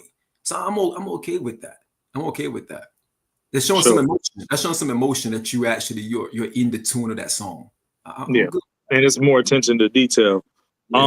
The closer of the album, not the strongest record, but it sounds like a closer, you know, by the grace of God. I'm with you at the Pharrell hook I could have did without. And this is the worst one. But what are your thoughts on the closer of the record? To open an album so strong, and then this is the closer. How do y'all feel about that? I like the song. It's not one of the highlights for me. It feels like a closer.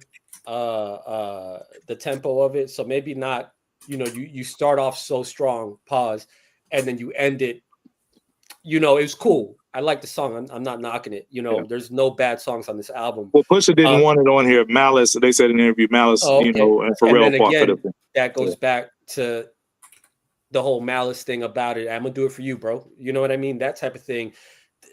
Empire, like just the enunciation of the words, the way that he was singing the hook. I just didn't like it. You know, as far as his hook, the verses are fire. There isn't a bad verse on this album if we're, you know, not just doing a big picture of it. Literally, Pharrell did a great job outside of these hooks, and this was the worst.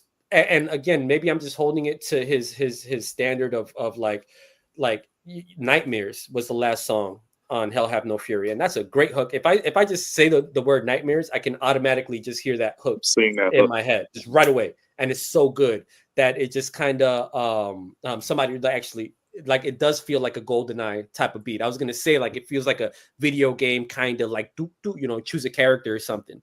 But it's dope. I just didn't like Pharrell's hook on it at all, really.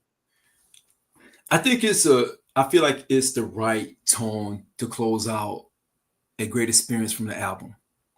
You kick off, you know, with kind of hit me in the heart when you kick it off, and you end it off with, you know, just it's more of a Malice touch to me. I felt like that song is more Malice driven, more Malice aesthetic. I feel that it was necessary to book in the album with that, because you start off a certain way, so you have to bookend it a certain way. So I feel like it's a really strong closer. Great point. You know, because think about the album title, fellas. You know, the album title tells you a lot. In the body of the album, they're saying a lot. And you bookend it with this. You bookend it with a song where you're pretty much, you're kind of, it's almost like you're saying, we're here. Like, we know we had something in our possession from an album perspective. We know what we got. And by the grace of God, is the right tone for me to end it right there. That's nothing more. There's no talking. There's no outro conversation. You end it right there. So to me, I felt like it's the proper fit, the book and the album. Man, that's an astute point, because you start out the album with Lost, and then you end the album, we're here by the grace of God. You know what I'm saying? So I didn't look at it like that before, but you're right, Sean. It's very much a bookend for the album, because I can't pick another track on the album that would have been better to end on. Although the song itself in a vacuum, I'm not a big fan of, but as far as like coming full circle, this is probably the best one. So let me ask you guys, right? So the album is projected to do 112 to 113K this first week, and at number 4 on Billboard. And they did a lot of media outlets. So I'm gonna just run through, if you don't mind. They did Complex, Joe Budden podcast, Apple with Ebro, Joe and Jada podcast, Breakfast Club, Elliot Wilson Experience, a Spotify interview with Jeremy Lorenzo, Popcast. They did NPR Tiny Desk, and then they did the Jimmy Fallon show, just to name a few, and it's a lot more. So do you think all the promo that they did justifies the number that they got? Do you think, that is indicative of all the promo they did? And is this the best album rollout that we have ever seen? Sean, okay. They did the numbers, right? Like, I think people got to understand, like, marketing isn't selling. You get what I'm saying? So marketing is getting eyes to the product.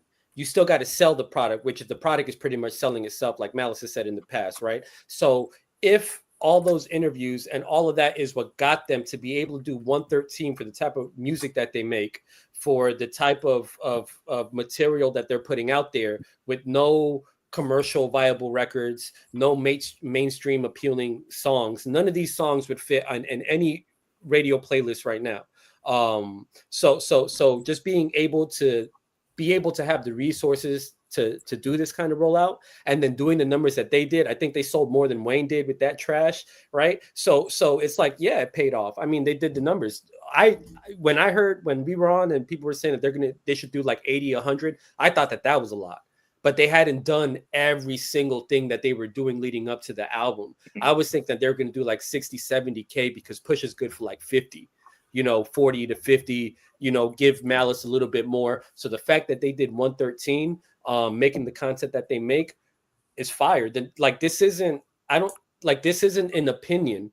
It's a statement of fact, right? Like, you market to get eyes on the product, and then the numbers reflect what that did for you. Marketing doesn't mean that it's going to succeed. Like, we had a debate where something like Will Smith did a ton of things and didn't sell nothing. Yeah, because you still got to be selling something good. You still got to have good product. But if the point is that you're marketing to get eyes on the product, they did that. And then their quality music is what allowed them to get it, because they were projected to do 90K. So if you guys are familiar with it, normally those projections are based off of that weekend listen. So the fact that they did another 20 to 30 above that means that going Monday up until Friday, people kept on spinning that album and hearing about it. You don't just want to market the album prior. You want to continue to market it on. So I see certain people talking about like oversaturation, and they did too much. Obviously they didn't, if they got the numbers that they needed to, making the content that they make. So no, they nailed it. Now again, if they're on Top Chef, if they're on Pawn Stars selling, you know what I'm saying, Kanye's MPC next week or something like that, then you took it too far. You know what I'm saying? Yeah. Like, you know what I mean? Like, now if that's different. Yeah. But within the context, within the spaces that they went to, they did go and put it like this. Remember when Andre came out with that Flu album? He didn't go to any of the hip hop spaces. Well, he wasn't promoting a hip hop album really anyway, but still, I want my hip hop people to go to the platforms, and they did that, and they didn't stray away and go onto Vogue and do all this other shit. They covered all the bases. They covered all the bases. Delivered. Yeah. Right. They didn't avoid the hip hop spaces. No, not at all. No, to me, this is one of the best rollouts we've seen in a very long time. Back in the day, hip hop, artists, they had to do a road tour because they didn't have the outlets to lean into. social media wise to get the noise out for the album. You had the street team, you had the pumpers, you had everybody out there getting the noise out. You had a single that came out, you had the flyers everywhere, the magazine prints was hyping the album coming out. So we're not in that age anymore. And they took it back to part of the essence by sprinkling in where we are today. So I think that was dope within itself. And to be honest, guys, a lot of the things that, the Clipse did, I mean, everything was right. It was a marketing machine behind this entire thing. Even the album cover is actually the collector's item as well. The art on the album, right? That's within itself going to sell units if you know type of deal, right? You're already a part of the Louis Vuitton circle. So you got that album cover. You got the whole Louis Vuitton rollout going on. You have Pharrell, who has another audience that's going to tap in because he's talking great about it. You have Roc Nation pushing it. And most importantly, guys, you have a bundle. So you got to look at the bundle that's also associated with this album. Because, and again, it's not to take anything away from it because more artists are doing bundles right now. I think the bundle within itself is like 50-something thousand. And now you add 40 physical. Yeah, they got a lot of pure sales. Which is crazy impressive. A lot of pure sales. And you add the bundle to that. And now you have a robust number for a legendary legacy group, which is, again, they did everything the right way. They checked every single box and they were able to get the maximum output that you would get in a situation like that. Normal circumstances, I don't think you would have gotten this. If you strip away at least half of that, you won't get the appreciation from a fan base. But because the rollout was so organic and it was so ginormous across all different platforms, they're going to every platform at this point, whether it's small, medium, big, whatever the case may be. I think they even did something on Saturday Night Live too, didn't they? Like or the ESPYs or something like that. I think it was the ESPYs. Yeah. You're getting in front of more people. So now people are curious, like, yo, who are these guys? And they're going to just tap in because if ESPYs got you on there, you got to be something. So they're going to tap into that. So you're hitting every different wicket when it comes to that. And I love it. I love it. Yeah, a couple quick points and then we'll move on. Like I forgot to mention HipHopTalks, if you're not familiar, we got our start on Station Head. They even did a Station Head listening session. It wasn't a base that the Clipse did not cover, man. It's like insane. And the Tiny Desk concert, check it out if you didn't get to see that. It was pretty phenomenal. Like the beating on the table that the DJ was doing for grinding, that was like, took me back to when we used to do it at, the college lunch tables or whatever. And then my favorite interview was the Joe and Jada podcast, in particular the soundbite. And this is a whole nother topic for another day. But when Pusha said, the surface listener, this isn't for you. We didn't make it for you. So, and you listen to that over there and that's fine. And Jada doubled down like, yeah, you listen to the other stuff. Don't listen to our stuff.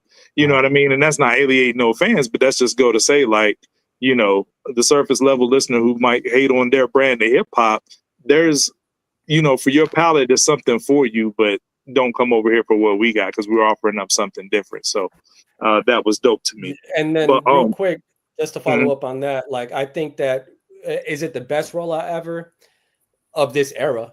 But we got to remember that this is just what a traditional rollout used to be. And what's happened is that, social media has eliminated the magazines and has eliminated the radio because we don't really listen to radio like that and everything. All they did was a traditional ass rollout that was the case forever in the 90s, in the 2000s until social media took over. You know what I'm saying? But it's refreshing to see, though. Right. Well, and it worked. Yeah. You know what I'm saying? Like, we have a ton of people that it didn't work for, so it's dope that it worked for them. It's showing that it's a place for it now. For sure. For sure. We have another super chat. CJ, appreciate you, man. CJ got the CJ Warbucks. I hope they do It Is What It Is. That would be dope. I personally want to see Mace and Malice compare how they went from hip hop to God and back to hip hop. That would be a dope conversation, CJ. That's like really that's a dope idea. Malice said favorite line from the album. He been both Mace and Betha, so that's my favorite line for sure. Hey, T2, I look like your daddy. Just gotta throw it out there. He dedicated that song to me. I'm still around, boy. I'm still around, T2. You haven't lost me yet, man. You know what I'm saying? moving on. So previous weeks, I want to call this the sort them out segment, because in previous weeks there's been a lot of talk about where the Clipse rank amongst like all the duos, you know, in hip hop. And I think now we get a better picture, because before the album dropped, that was a little blurry, like Sean was at the start of the show. So now we got a better picture of where they where they belong in the pantheon of duos. So let's just be honest. At the top of that list is going to be either Outkast or Mobb Deep, if we're keeping it a buck, right? So what I want to do right here is a little exercise where we take the Clipse 4 albums in their discography, and then take 4 from Outkast, whichever we determine to be their best 4, Mobb Deep's best 4, and then we're going to objectively, you know, try to objectively rank them 1 through 12 and see where the Clipse, you know, discography lands amongst them. So, you know, we won't spend too much time here, but let's just see kind of where that goes. I think we can all agree, you know, especially since I'm on here with 2 Queens guys, I think the Infamous would be number 1, correct? I mean, for me, it would be. Look, I don't care if it was the Queen of England on here. It would still be the Infamous. It don't even matter that we're from Queens. You know what I'm saying? You know, I call T2, you know, his mom is my queen. You know what I'm saying? So, of course, it's going to be Infamous. You know what I'm saying? You know? So, I mean, I think, you know, even Pusha said it. You know, Mobb Deep over everything, man. That's what Pusha said. Man. He said it. Pusha said it. Yeah. Mobb Deep over everything. Yeah. So what would y'all have coming in at the number 2 spot? I think for me, objectively, I probably would put, not preference, but objective wise, I probably would put Aquemini. Same. I actually love Aquemini, so it's not even like one that I'm fighting with. I outside of Mamacita, also a nickname for T2's mom. The album is fire. Yo, man, chill. You want this smoke, boy? What you think I just typed? Nah, man. You can do this, man. I raised you right, man. Stay focused, Em. Stay focused. My bad. So outside of Mamacita, I'll give it the Aquemini from historical context and my personal preference. I love it, so I'm gonna roll with that. What you got, Sean? Mobb Deep. I would go, I mean, Hell on Earth would be number 2 for me. Okay, that was going to be my 3. So either 2 or 3, we'll say Aquemini, Hell on Earth. Was that going to be your 3, Ep? Yeah. All right. See, now it's tough. Now we got my shoot the shade. All right. It's tough. Murder music. Yeah. I love murder music. So that's where my subjectivity comes in. No, we're trying to be objective. Murder music gotta come further down. What? But all right. If we're being real.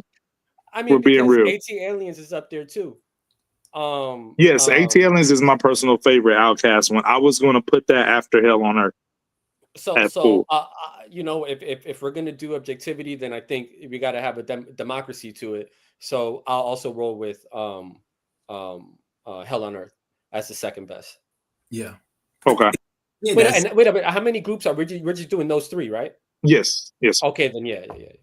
Yeah. So Hell on Earth at number 2 over Aquemini. That's just for me, though. Wait, Hell on Earth? Oh, over Aquemini? No. Hell no. No, okay. So then we want to put Aquemini number 2 because 2 people say Aquemini. Hell on Earth at 3. Yeah. So then you're saying AT Aliens at 4. I can live with that. And that's me trying to not be so Mobb Deep heavy. And shout out to Coop, the Atlanta native. He might have some of these Outkast joints higher, but I love AT Aliens. I think Coop puts Southern Playalistic higher than AT Aliens, but I personally don't. Yeah. But I think now the conversation goes, because let's be clear real quick, right? Because you know, you got some sneak thieving people out there. They be like, yo, why do you say Mobb Deep over Outkast? Because that's what we feel. Man. You know what I mean? That's how we feel, regardless. And it's not like saying one is better than the other. It's just what I prefer. I prefer Infamous. I prefer Hell on Earth. And then I would give you murder music. You know what I mean? And then now we can start talking about, Outkast, and I love Outkast. I appreciate Outkast more today than I did back then. Back then, I was very ignorant. I didn't like whatever them country bunkers are talking. I don't care. So now I'm more civilized. You know what I mean? Unlike El, I'm more civilized, where appreciate the music. Shout out to T too, but I can appreciate. Fix your bed, boy. Yo, this bed is crazy. Do the laundry. They had to I'm flush just the saying, man. Sometimes they getting online, man. The bed ain't even made yet, man. What's going on, So, man? T2. 5 and 6. My point is, I'm building a theme here for as great as Clipse is. So 5 and 6, no matter what you would pick between Southern Playalistic and Hell on Earth, I think you put both of those albums before you get to maybe Hell Hath No Fury. Am I correct? Wait, which ones? Yeah. Southern Playalistic and Murder Music.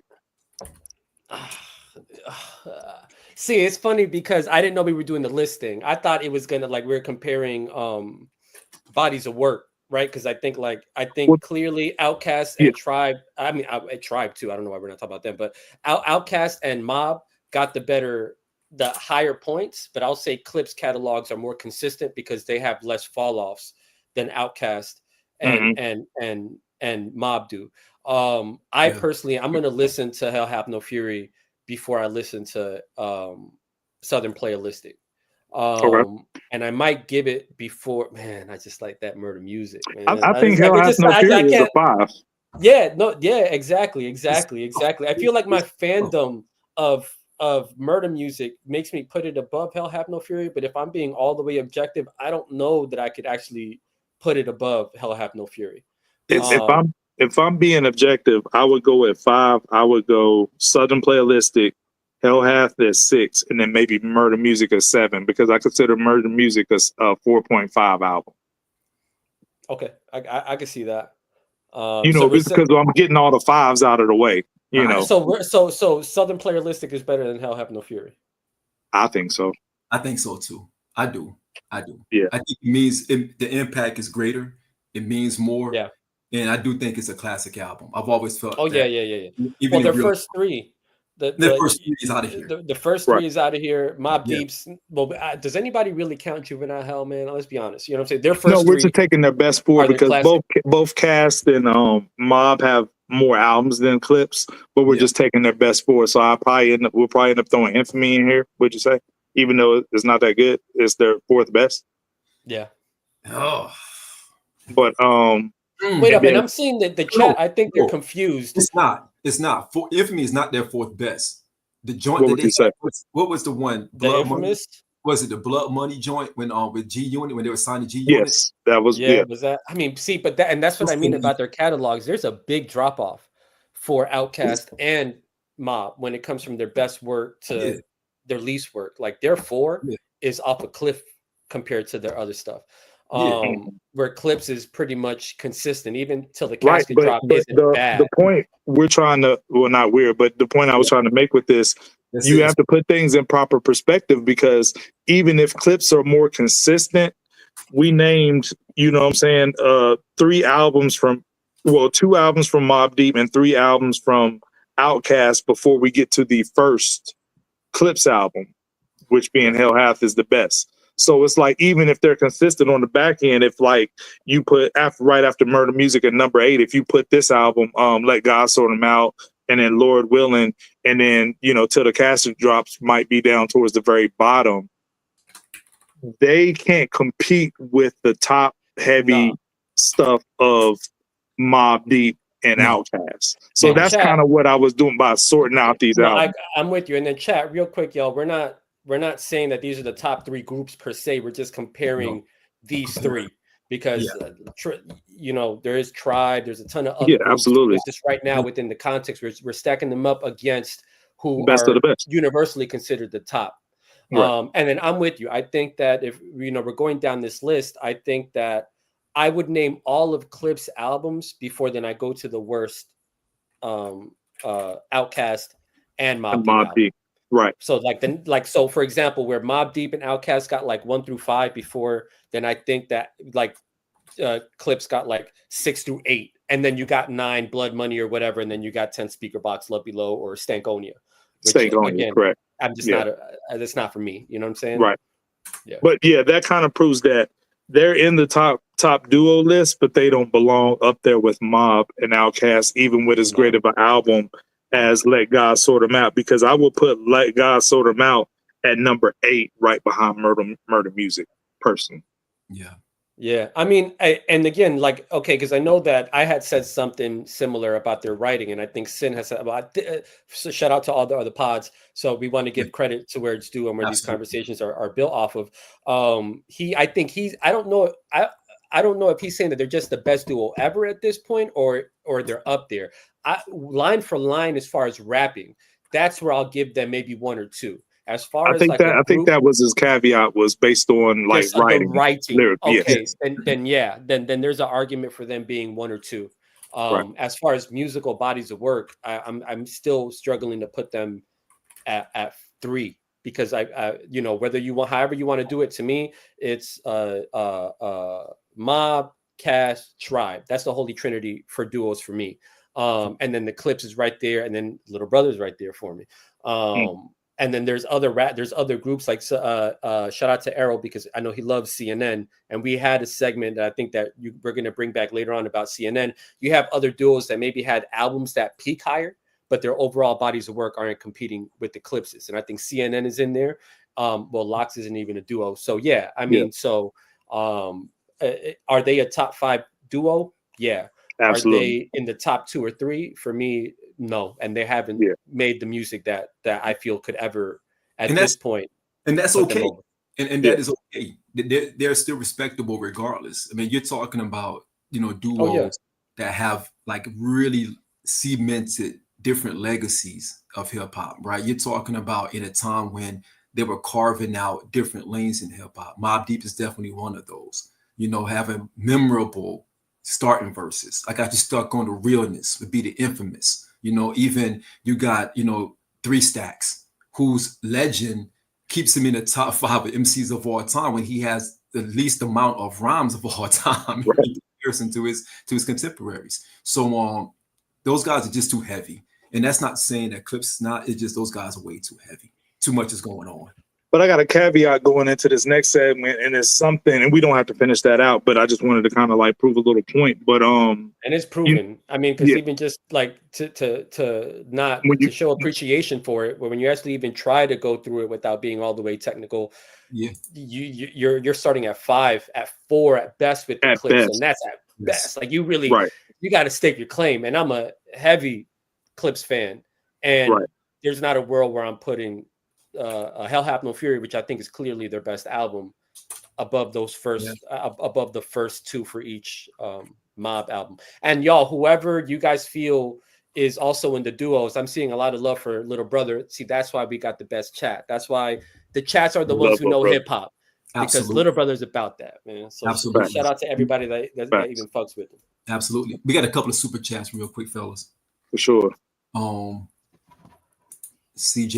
CJ, appreciate you, brother. I hope they do it. Oh, we already read that one. Okay. How about this one? CJ with a $2 super chat. Appreciate you. Remind me not to be for Evans. Never, yo, son, never be afraid of another man. That's all me and Sean F do is snap on each other all day, every day. Hey, I call T2 son because he shines like one. You know what I'm saying? It's all love. Eho. You know? He said, Sean, I thought your favorite album was Mobb Deep album was Murder Music. No, it's a personal favorite for me. Yeah. I felt like to me that was a bookend to Mobb Deep's run, because you're talking about infamous Hell on Earth, and then Murder Music was out of here for me. That was their most successful album at a time when they were actually like really, really clicking on all cylinders. And it just was a fall off after that. And I think the fall off started with HNIC, straight up and down. Like HNIC just didn't ever lived up to the hype of, you know, God Bless His Soul, P. It just never lived up to the hype. And I think you start seeing decline around that time frame. We got to give credit. Well, and I want to shout out the chat about something too, but we got to give credit to Jay's strategy, because it didn't work with Nas, but it damn sure worked with P. So P and Havoc were already falling out. during that time. So he had said a lot of, I think, was it Murder Music was supposed to be his solo album, but Havoc was doing his thing or whatever. So they used a lot of that for that. So when he did that album, I don't even know how many beats Havoc got on HNIC. So I don't think it's that many. And then Peace Flow changed, and then Jay seen it, and then you really get the destruction of Mobb Deep, because then they come back to Infamy, and you could tell that they going through things. It's, you know, Jay did to, you know, it's kind of like how Jada did Dipset. You know what I'm saying? Like after that, they all fell out and they hate each other again and all that stuff. It's like, damn, it's like that was the deconstructed them. Deconstructed them, man. And then also to the chat, yes, yo, Ball and MJG, dope as hell. UGK, another great duo. EPMD, I hate that I forget about EPMD the way that I do. And you know what it is that I just think that line for line, they're not fucking with some of the better duos as far as their rapping goes, even though P was killing it at one point or another, Parrish. But their production, their sound, everything that they had going on. So yeah, all those duos, they're all dope. It's not to disqualify any of them. There's a good argument for them. I just think that when it comes to Clipse, I don't think that outside of EPMD, and of course Tribe, who we just didn't discuss, there's not too many duos that's really even fucking with their catalog like that. So we're talking about catalog, extended period of time, all that kind of stuff. That's where maybe a group like Ball and G ain't gonna hold up compared to, you know, EPMD or and obviously Tribe, you know. Well, let's keep it there for a quick second. You know, what I want to ask you guys is, I call this segment, you know, it's in line with their album titles. I'm going to call this segment Am I My Brother's Keeper? You know, because that sounds like a Clipse album title.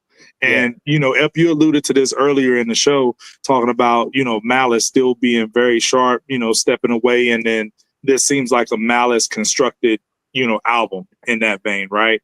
And I agree with you 100% in that. And I always consider Pusha the more witty one and Malice the more cerebral one. But Malice's was in his witty bag on this, with his entendres in this. It was crazy.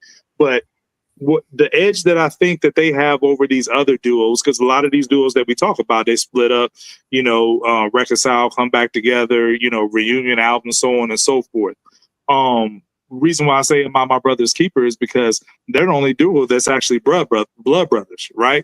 And it was a 16-year hiatus between their previous album to the Casket drops till now, and it's really no fall off, because at the end of the day, that's still your brother. You know what I mean? So the chemistry is still going to be there, versus two partners in rhyme, two friends that ended up rapping together or what have you. So do you think at the end of the day that if the Clipse continue to release more stuff, that they can, you know, climb that ladder and surpass some of these other duos just off the strength of being brothers, or has that time already passed? I feel like it's past. I don't want to, you know, throw shade on what people can do in the future, you know, and I never want to be like the kind of person that you can never be better than somebody else. I just think that, like, if I'm basing him off of how they treated this rollout, and, you know, how, like, what's the next album even sound like? You know what I'm saying? Because it's not this, like, there was so much that made this what it is. I don't know that they ever make another album, to be honest with you. I feel like they treated this like their retirement album. Going back to what you said about wanting Jay and Nas on the same record or whatever, you know, is because I feel, and this rollout, I feel like they treated it this way. So can they? I mean, anything is possible in general, but what I would be interested to see is where they even go with it. What does Malice rap about? Does Pusha just go back to, I don't see how Pusha goes back.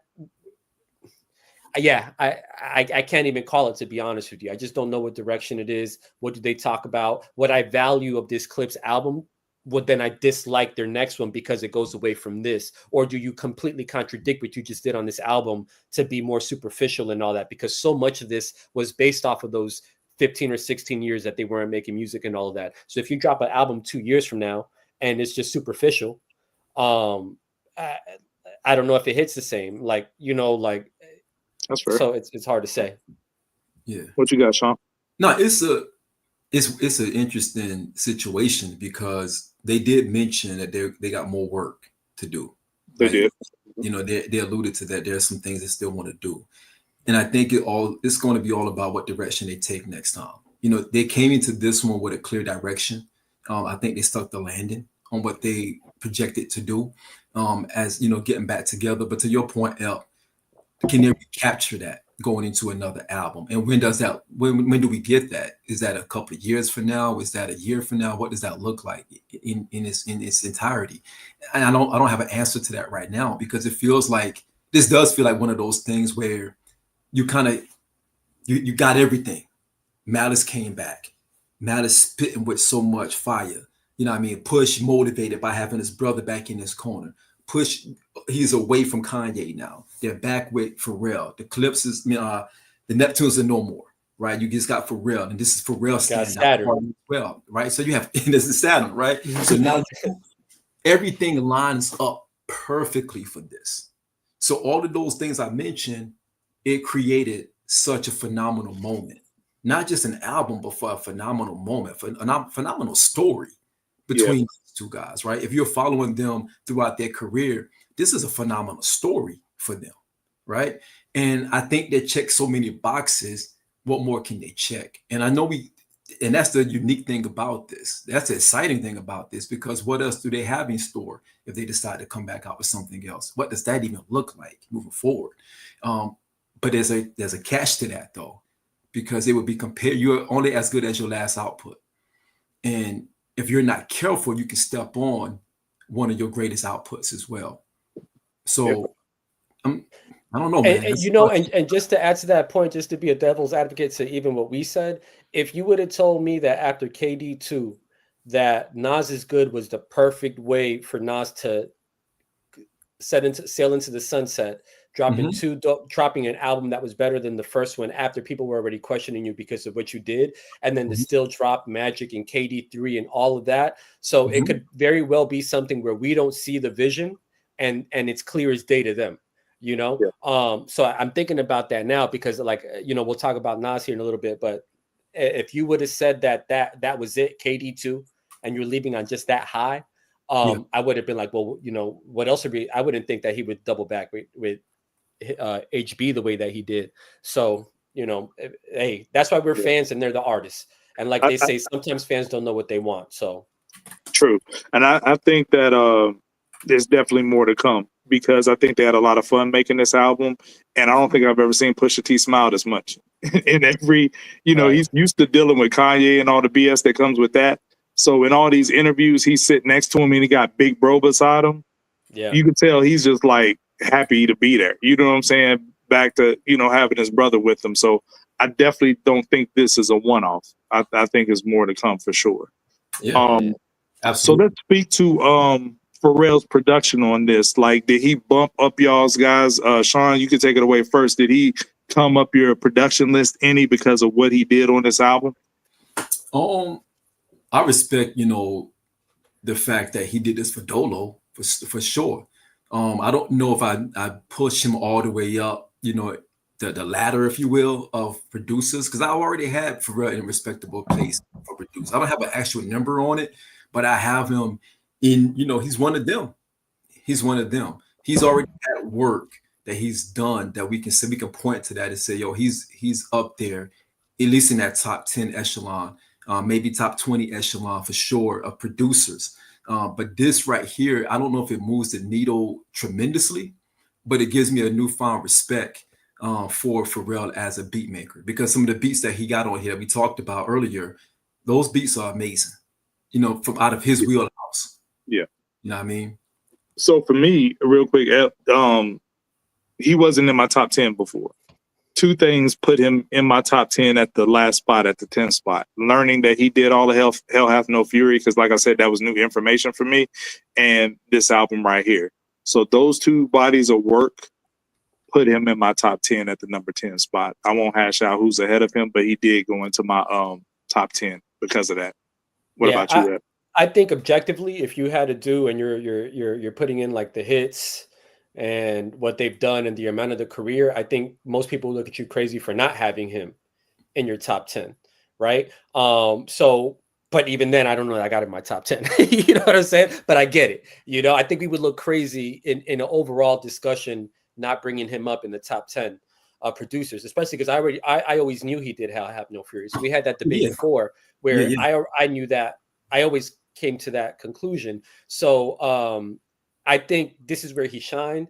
I'm glad that to me, a part of, in order to be a top 10 producer, you got to have production. You have to have produced full bodies of work that are classics that you did for other people and yourself. All the top Pete Rock, whoever you want to mention, they got 10s in their catalogs, for other people as solo producers. What I don't like that I'm seeing about Pharrell is that the people who don't like it, they talk about, get back with Chad, or we needed Chad's drums. Bro, how you know what Chad's drums are? Where's Chad's body of work? Where's the Chad song? Where's the by Chad himself beat as opposed to he did Pharrell by himself that you can counter and say, oh man, this is what's missing.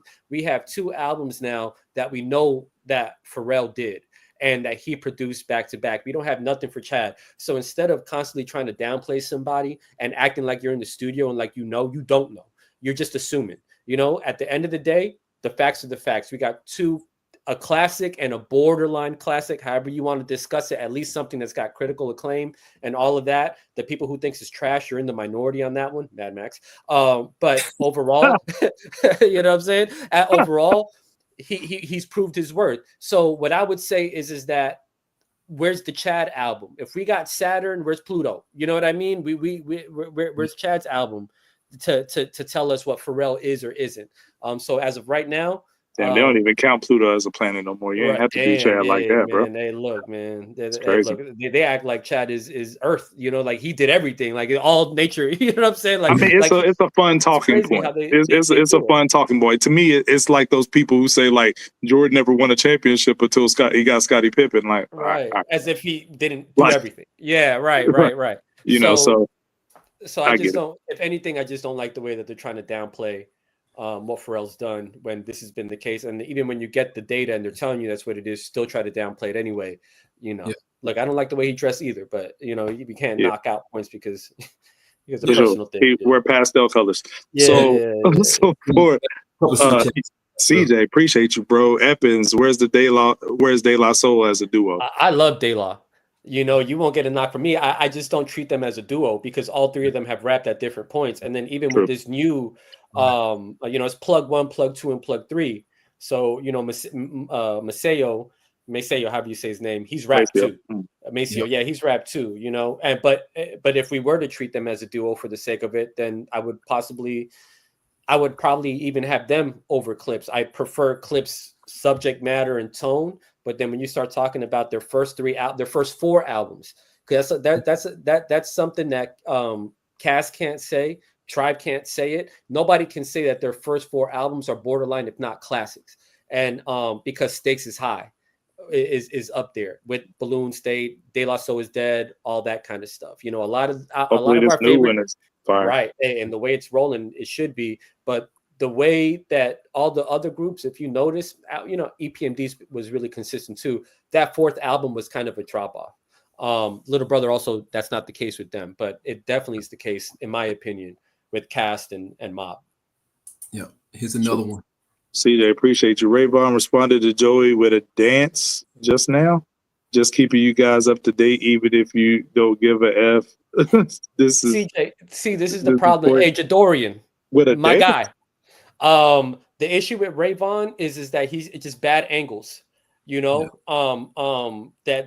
GoldenEye was a bad angle. The whole the whole Diddy thing was a bad angle. Was too much, then the way you were sounding on the interviews before, you downplayed them, which you should have learned from Kendrick and all them of not to downplay your opponent. So just every step along the way, I feel like Raekwon's just played the battle wrong outside of the first song that he did, or even the second one, which created some noise. But everything after that, just dancing and all that, man, just let it be, bro. You know what I mean? Like you lost, bro. It is what it is. That's why I tell T2. I'm like, yo, man, you lost, boy. There's always next time. Stay focused, man. Stay focused. We all got to take L sometimes, T2. It happens, man. Get up, boy. Stay focused. Walk it off. All right, my bad. I'm talking to my son, man. I get passionate. Yo, That's my passion talking. But we've had a lot of Clipse talks before we move on to the next subject. So to wrap up the Clipse talk, give me your guys' mic rating, and is this their best album? Can it compete with Hell Have No Fury? Sean, you first. I personally hold it slightly over Hell Hath No Fury. I love Hell Hath No Fury, but I found this one to be more of a better listening for me.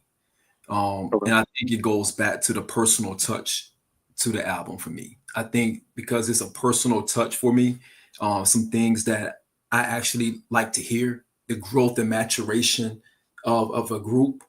I think we're in the maturation process of the Clipse. Hell Hath No Fury, they were in a different pocket. And I understood that pocket when that pocket was there. In this one, it speaks to me a little bit more. Maybe because where I'm at, right?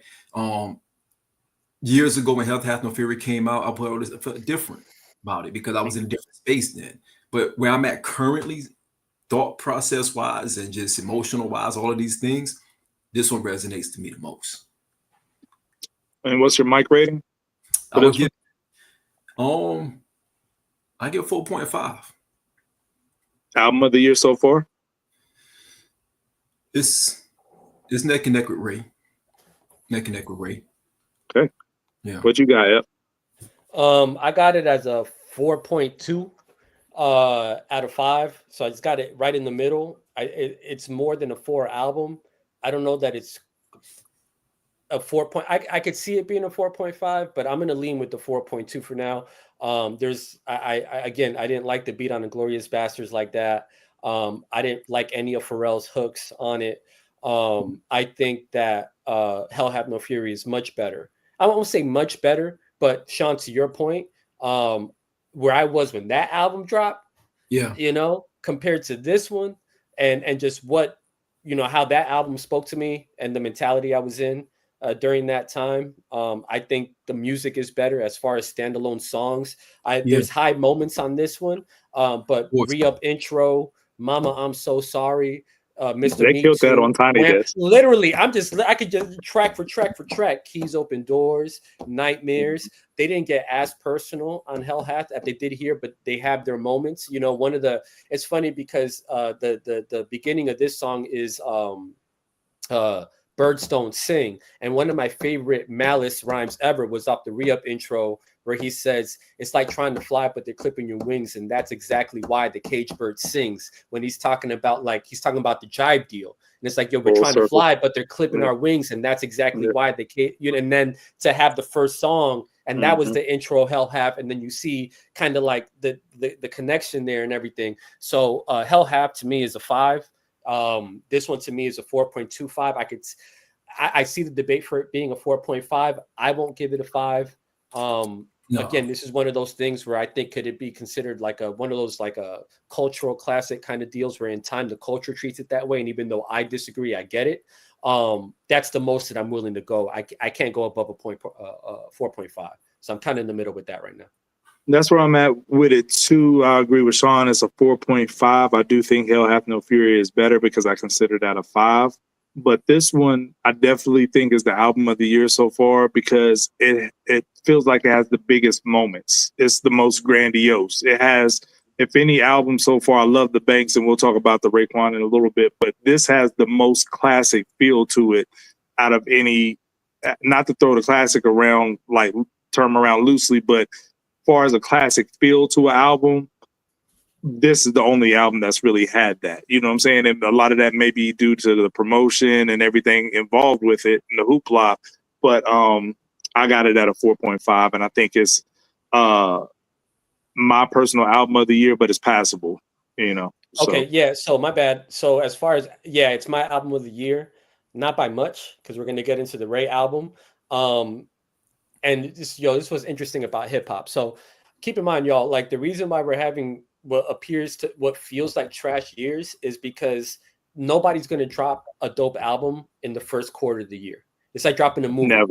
Never. So that's definitely not happening now the way it was. So now we're starting to get these albums happening towards the midpoint to the end of the year. Same thing like 2024. And then a good strong point to the beginning of the year is what dropped the year prior that led into it. And for a lot of these years, it's been Nas's stuff for the most part, like a KD3 or a Magic 1 that carried over over to the following year, right? Mm-hmm. So what my point is that Clipse might not even have the best album in July, because there are people who do rate Ray's album higher, and I see where somebody could feel that way, and we don't even know what's going to happen with Freddie Gibbs, and then you have Tyler for that crowd. Joey then you Badass, have Joey Badass August 1st. Like, they might not even be the best album to drop within a calendar month. From July 11th to August 11th, they might not even be the best album. So it's not a knock on Clipse so much as it is to, I think as hip hop heads, we got to be patient with the rollout of a lot of these people's music, because they're saving their heavy hitters for the end where they're getting all that attention. But yeah, I have it up as my album of the year. I got I had Slick Rick second, and then I had Lloyd third, and those two could have swapped out. But now it's clearly them, and then we'll talk about the next album that's debatable. For sure. So that wraps up all things Clipse, but I told you we were going to come back to Chandeliers as the feature, because what I want to allude to is the amazing feature run that Nas is currently having. We got the Chandeliers feature, as well as, we'll get to the feature on Ray's album, and then we had documents. You mentioned Slick Rick's album. We had documents prior to that. So it's been a lot of mixed reviews on the Chandeliers feature verse for different reasons. Namely, shout out to Sin of the Rap Roundtable, because he's the first person I heard say this, and then it gained some traction on Twitter. A lot of people wanted chip tooth like Escobar, Nas, to get back into that that drug talk. You know what I mean? Because like, read the room, you're on a Clipse album. We want that, which I can kind of see that vantage point, but at the same time, on the Let God Sort 'Em Out record, they weren't doing a whole lot of drug talk on that particular record, and they grew a lot. It's not as much coke talk throughout the whole album as you're normally accustomed to with the Clipse, but that gained some traction, and it seems like some people weren't with the beat switch of it all. You know what I mean? They Roy Amal, I think Roy was one person that said it sounded forced just to have Nas on the album. Some people like the first beat better. It's just a lot of different narratives out there that people are attaching to. So what were your guys' personal takes on the feature, and how did you feel about it as a whole? And Sean, I'll let you go first. Nas did what he was supposed to do. He's a legend. What do you want from him? You're not going to get Escobar on the Clipse. It sounds great in theory to have Escobar rappers alongside the Clipse, but you weren't going to get that version. What did he say? If you're following Nas as an artist, what did he say? Got in those shoes, tried them, wore them, wasn't a perfect fit. I couldn't sport them. You know what I mean? Yeah. He's done that before, right? You get a different version of the characterization of Escobar in a different sense of Chandeliers was more of him reflecting on his legacy, reflecting on his legend. Not many artists can do that. He successfully done that in the King Disease series, as well as the Magic series. And it still sounds fresh and vibrant, regardless of how he stated it. He's talking about himself being a statesman, an elder statesman in the hip hop community. He's talking about, I should be getting my flowers. You should be saying these things about me. And I'm rocking Chandeliers. And I'm still fly. He's always been that guy. He doesn't have to give you, the coke rhymes, because it's not applicable to Nas at this point in his life. Not even reflecting back on it, because it wasn't applicable to him back then during that era when it was the Escobar era, right? Because the first time we heard Escobar was 95. Nas Escobar, Moving All Your Reproduction. We heard that back then in 95. And we heard it, the last time we heard it was really around 96, 97. Really 97 because of the firm, right? And that was the end of it. And he told you why he didn't go back to it. So I expect it now. And I'm glad the beat actually switched, because it does feel like two songs in one, with just him bookending that song with his reflection of who he is. Maybe it doesn't fit. Maybe it doesn't fit the nomenclature of the song. But but we don't care. It's Nas. I don't care if it doesn't fit anything. Hell, how many times Rick Ross talked about off topic on a feature that he's on? No one says anything about it. You know what I mean? But I felt like he did what he was supposed to do. He's a legend. This is what he is, and we'll talk about it here soon. But that's my setup punch to the other thing we're gonna get into. You mind if I go real quick, just to add on to something Sean said? I think Sean, without even trying, double entendre, don't ask me how. I think Sean just hit with a double entendre because you use the word reflection like about 4 times in describing this verse.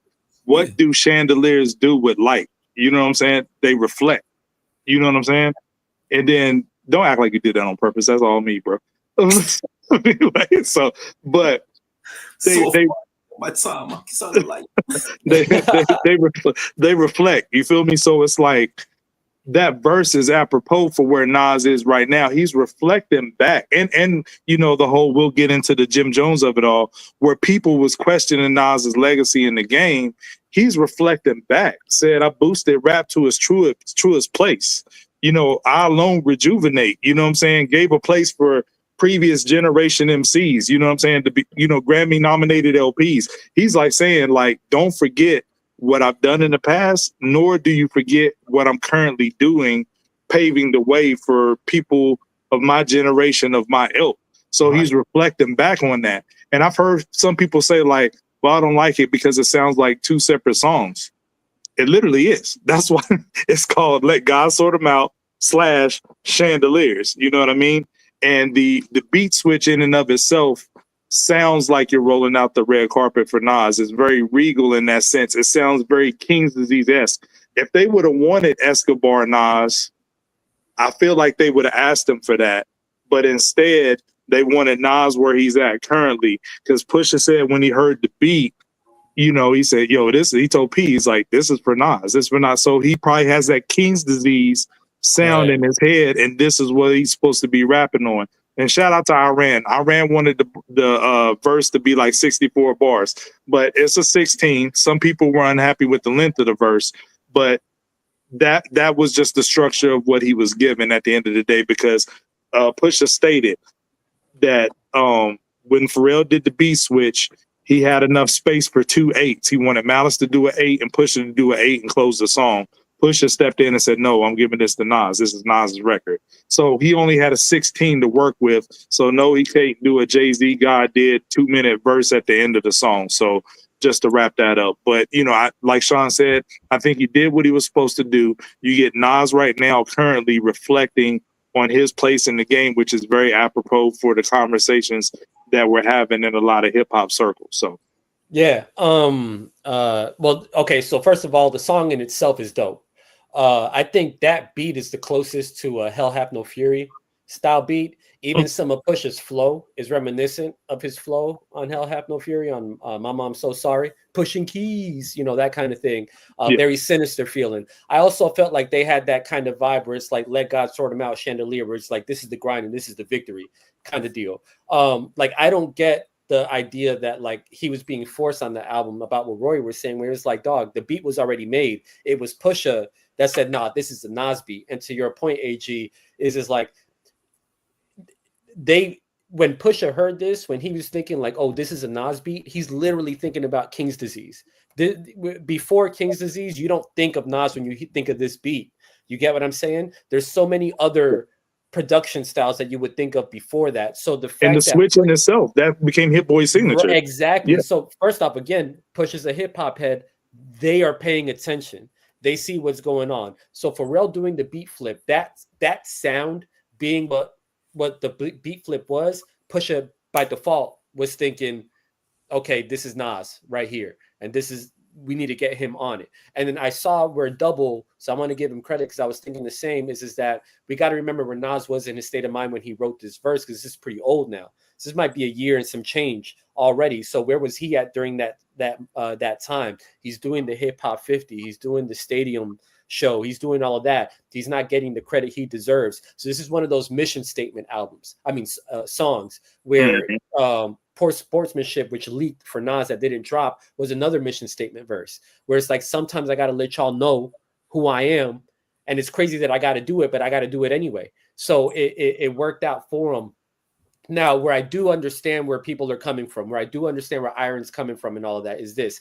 Like, I think like when Iron is saying, and when people are saying we want Nas Escobar, I don't think they mean Nas Escobar in regards to the subject matter. I think it's the rhyme style, right? Where he's rhyming the full sentences and he's rhyming all those words. They want to hear Nas, which again, we'll get into the race stuff. They wanted that on Chandeliers because it's the same thing that we talked about with Coop on the show a few weeks back, where fans want more for their artist than the artist does sometimes, right? Himself, yeah. So it's like Iron, for example, he wants to see Nas win so bad.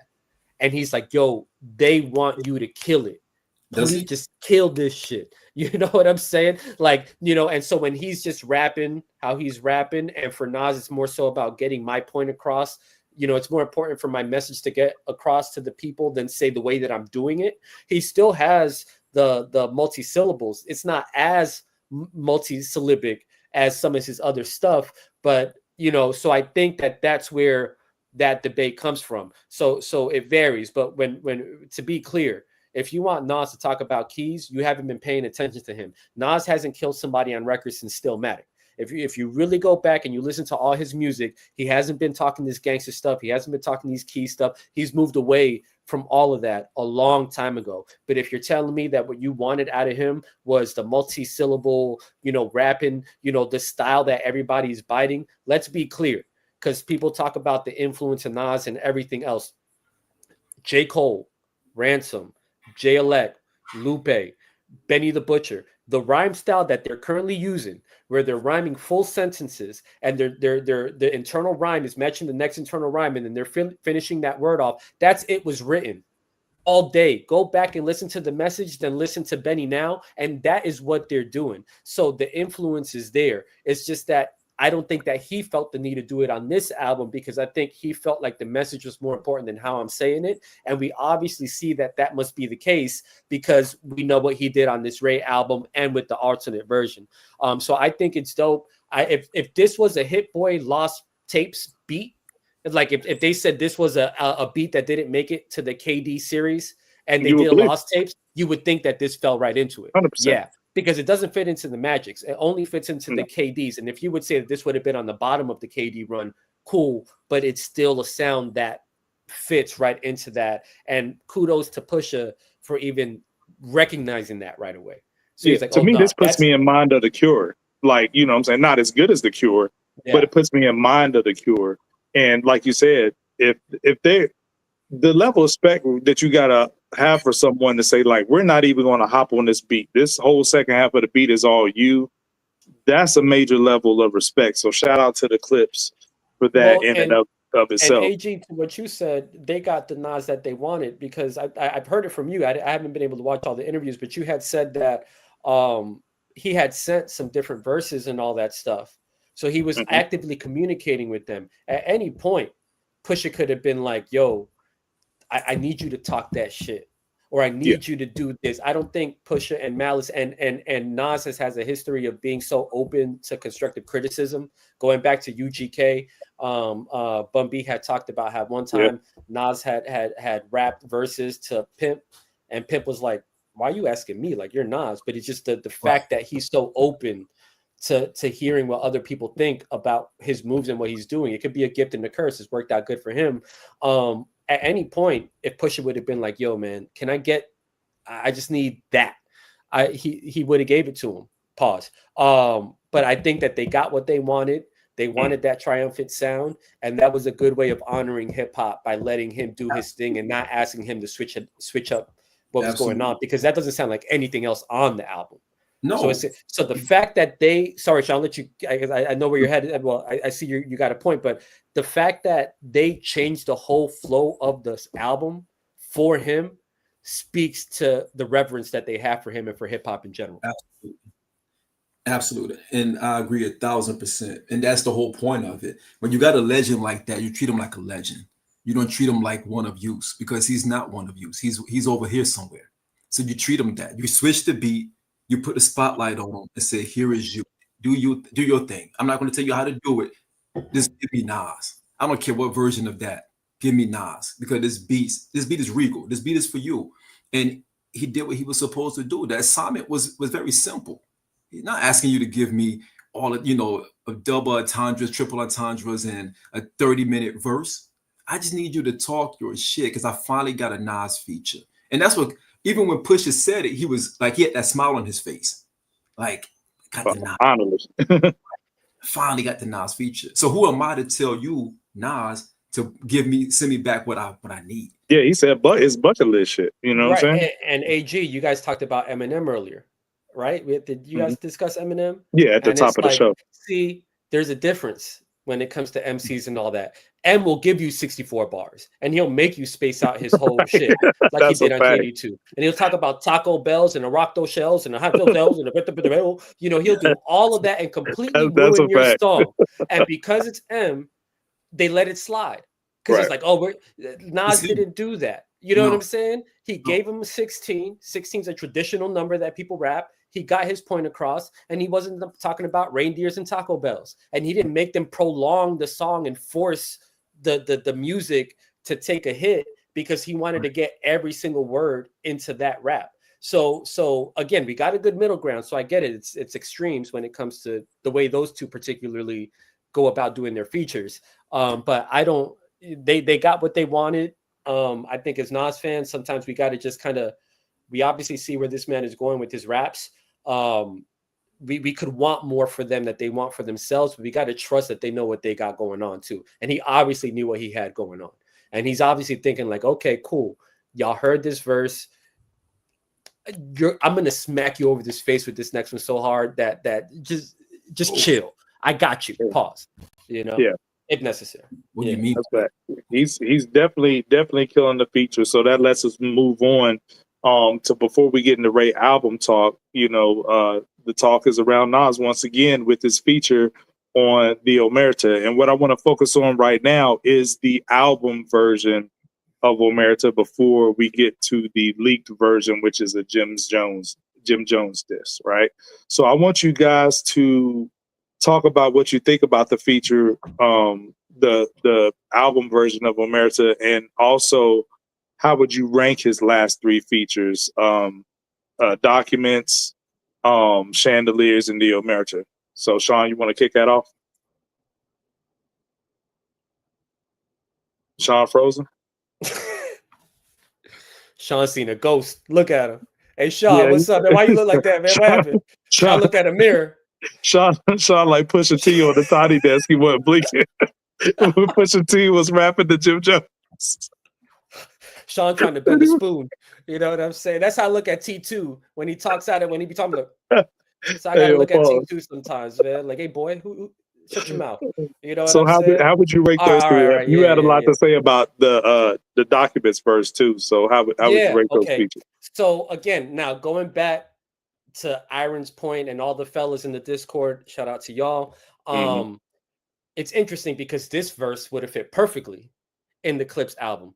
The subject matter, like, leave it to Nas to talk about selling hand to hand, but talking about Indians doing it. You know what I'm saying? Like, taking it and making a history of it. So I could imagine, like, if you would have put this Nas verse on that album, and then what it's showing is the history of the hand to hand. People would be like, yo, leave it. That's such a Nas thing to do. So if you actually live to talk about the CIA stuff, like, oh, we've been, this kind of thing's been hustling and all that's in us has been happening since forever. So the subject matter and the way that he's rapping, this is exactly what they wanted. And that's why they're so happy about it, because you got it anyway, just not where you wanted it, which is, again, like, goddamn. In regards to the verses, I got this one number one. We'll talk about the other one. So if the other one, we all believe is legit, then that's number one. So I'm on 1A, 1B. They're both number one to me. Then I got the Slick Rick verse second, and I got the Clipse third. The reason why I got Slick Rick second is because I think his writing is better on that one. I think he stays within the theme of it better. So it's Black Bond, pretty much, right?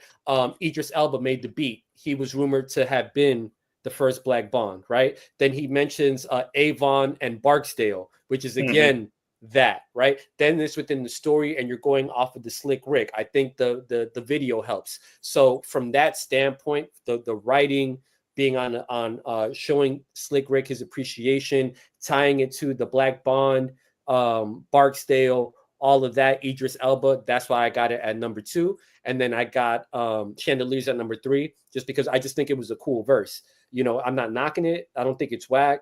I won't overpraise it. It's just a good, solid Nas verse, mission statement verse, where he just had to get his shit off. So that's the way I got them ranked. Sean, how do you got them ranked? Can you restate the question? Because we got a storm coming over where I'm at. So okay. So we're talking about Nas's feature run. How would you rank the recent features between the album version of the Omertà, Documents, and Chandeliers? How would you rank those 3 feature verses? I got Omertà, Documents, and then Chandeliers. So same as that. Yeah, because I think the assignments are different. You know what I mean? When Nas locks in with someone like Ray, you're going to get a different version of Nas, right? There's certain people that unlocks different things out of Nas. Pause. You got AZ, you got Ray, you got guys like that who's in Prodigy, of course. Prodigy. You're going to get a different version of that guy, and because he knows what it is. There's some synergy there. There's rapport there. There's camaraderie there. There's a brotherhood there. Someone had actually posted a pic. I saw a lot of pics going around back in like 95, I think, with Ray and Nas when they were younger. You know, these guys are like peers. They were like brothers. You know, he was like one of the first ones, if not the first person outside of Wu to be a feature on a Wu project. There's a lot of history there. So there's a different level of attention to detail and a different level of appreciation that he has for those guys. Like, not saying he's mailing any other verse in, but they unlock a different thing out of Nas, if you will. Ironically enough, Rick Ross gets the best out of Nas too. Pause for whatever reason. He does. For whatever reason, they lock in. There's something about Ross that makes Nas just want to get in his bag. You know. Yeah. And then you got Slick Rick. He's the father to a part of Nas style. So he's going to show up for that, right? And you're going to get the best of him when it comes to that. And again, it's not saying he mailed in any other thing. It's more of like saying, look, these are my guys. These are my guys. Yes, so it's a difference. Yeah, it's different. It unlocks something different out of them. So that's my ranking for those. And I will super chats if you don't mind. Oh, for sure. We got CJ. Appreciate you. We got Farmer Chains and Whips from Pusha, Farms. He must be Farmer Bars from Styles and Omertà from Nas. Jimmy Blanco, Jomo Jones got dissed in the order he challenged them. Yeah, that's a fair point. That's a fair point. I don't know why he keeps barking up these trees. So for sure. CJ with $2 super chat. How is Taj? I hope she's doing okay with all that work. I haven't spoken to Taj in a long time, so yeah, hit her up. You know what I'm saying? DM her and see how she's doing. Yeah, she's going crazy with this rollout. Yeah. So but yeah, so I'm glad CJ brought up the Jim Jones of it all, because I would rank them a little bit differently. I got the Omertà first, I got Chandeliers second, I got Documents last, although it's a great verse. But I think the Omertà is whichever one you're going with. Like, how dope is Nas to have 2 verse of the year contenders with alternates of the same verse? That blows my mind. That boggles my mind. Like, I'm not going to use this. I'm only going to use a few elements from this verse, but I'm going to change it almost 75% of it, and it still be verse of the year contender. That's just wild to me, right? But I want to, you know what I'm saying, and Eppins, you know what I'm saying, you wanted to do this too. We wanted to do a lyrical breakdown of his verse, you know, presumably this and Jim Jones. And what I will say, I do think that this is 100% legit. I don't think it's AI, but just because I couldn't find accurate lyrics online, I wrote them down myself. And in writing them down, I always found Nas's writing style real unique and unorthodox. You know what I'm saying? Same way with Prodigy. They're like southpaw fighters. You know what I'm saying? Like real off kilter. Nas writes past the bar and will finish a thought in the middle of the next bar and then pick up from there. Whereas most rappers traditionally end the thought on the end of the bar. And it's really crazy, like writing it out. You see that. It's like, it's like what he I'm passed saying, the margins with his raps the same way that he does the writing. It's like it's literally, connected. and he told us that on The World Is Yours, writing the words past the margin. So it's like, his thoughts too. And he told us on Magic 3 on Speechless 2, I believe it was, like AI can't copy that. Like the rhyme pattern and the schemes and the thought, they can't. And then the level of emotion and the vigor that he has in this, they can duplicate the voice, but you can't duplicate like disdain for somebody. Like, right. Well, in the bars. And the thing is that, all right, so like I live in the Bay, right? I'm out here and it's scary how good AI is. So I got a ton of tech friends and everything like that. So it's very scary. I would say the only way that if this is an AI verse, it had to be a major Nas fan that did it. Because while it can't emulate it, you could do it in a way where you really have to be in tune with whoever. If this is AI, right? But I don't think any of us believe. I don't think it's any way possible. If it was, whoever did it is a major Nas fan because you got to know the structure and the way it's done and everything else. Because remember that right, exactly. Because remember the Pusha, the fake Pusha verse. Yeah. That turned out to be AI, right? And but it was like not as intricate as Nas is, though. So that's the thing. But the thing is that even Cam responded to it because of what was being said was so on point. It was like, oh, like who the person who wrote it was a fan. You know what I mean? But like, so it's a legit verse, but don't underestimate how crazy AI is turning into and what they got going on. It's fucking scary. It's coming. Pause. But yeah, it'd be crazy if it was, but I think this is very much a legit verse. For sure. So I'm gonna just read through it. You know what I'm saying? If y'all stop me at any point, y'all want to talk about a particular bar, break it down. You know what I'm saying? Just say, hold up. All right. So we the examples. Who we said we was, never faked it. Ones who wear jewelry they couldn't play with. The ones who stay rich. Details of my revolutionary ways probably get studied on some CIA shit. Who has true power? Brothers, let the cash gas them up. Get a piece of ass, drive them crazy. That's nasty stuff. It's going crazy. Well, are you just gonna rap the whole verse and then, or well, just stop me at any point. So, all right, off rip. We who we say we was. You know what I'm saying? Just up, and then shout out to Knots on the beat. I see that in the chat. Yo, killing it. VA legend. Virginia showing out. We who we say we was. Everything that we said we was is exactly who we was. You know, it's not like we're selling bricks and we're stuck on a baby grand deal. That ain't us. You know what I'm saying? Here you go.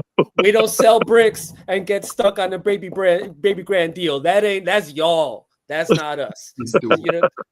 So just off rip, the fact that he's going with the we who we say we was. You know what I'm saying? Putting and then to your point, AG, or Sean, the respect that he has for Ray. There's that interview where they're sitting next to each other, and Nas is talking about how the first time he seen Ray, he popped the bottle and he's like, there's this thing like that, this appreciation that he has for his era and his people. Then he says, the ones who wore chains you couldn't play with, we the ones who stayed rich. So again, that era of New York, you couldn't. The only what Slick Rick go for? I think he went to jail because his uncle or his cousin tried to rob him. He was extorting him, yeah. Right. Like, listen, in that era of New York, if you wore a chain, it's because you were about that. Either you were about that or you were protected. If you go back to the whole paid in full era in the Bronx, you're talking about Preacher and all them. If you're talking about the real hood stuff that was going on during that time, if you had a chain on, if you were in the tunnel with the chain, it's because you was a boss. Or you didn't care, or you had a razor under your tongue. Something was going on for you to walk around with jewelry like that. Like Mad Max always talks about, he's from YO and all that kind of stuff. Imagine wearing a chain and you got dudes like DMX walking around. You get what I'm saying? Right. Where the dog will rob you.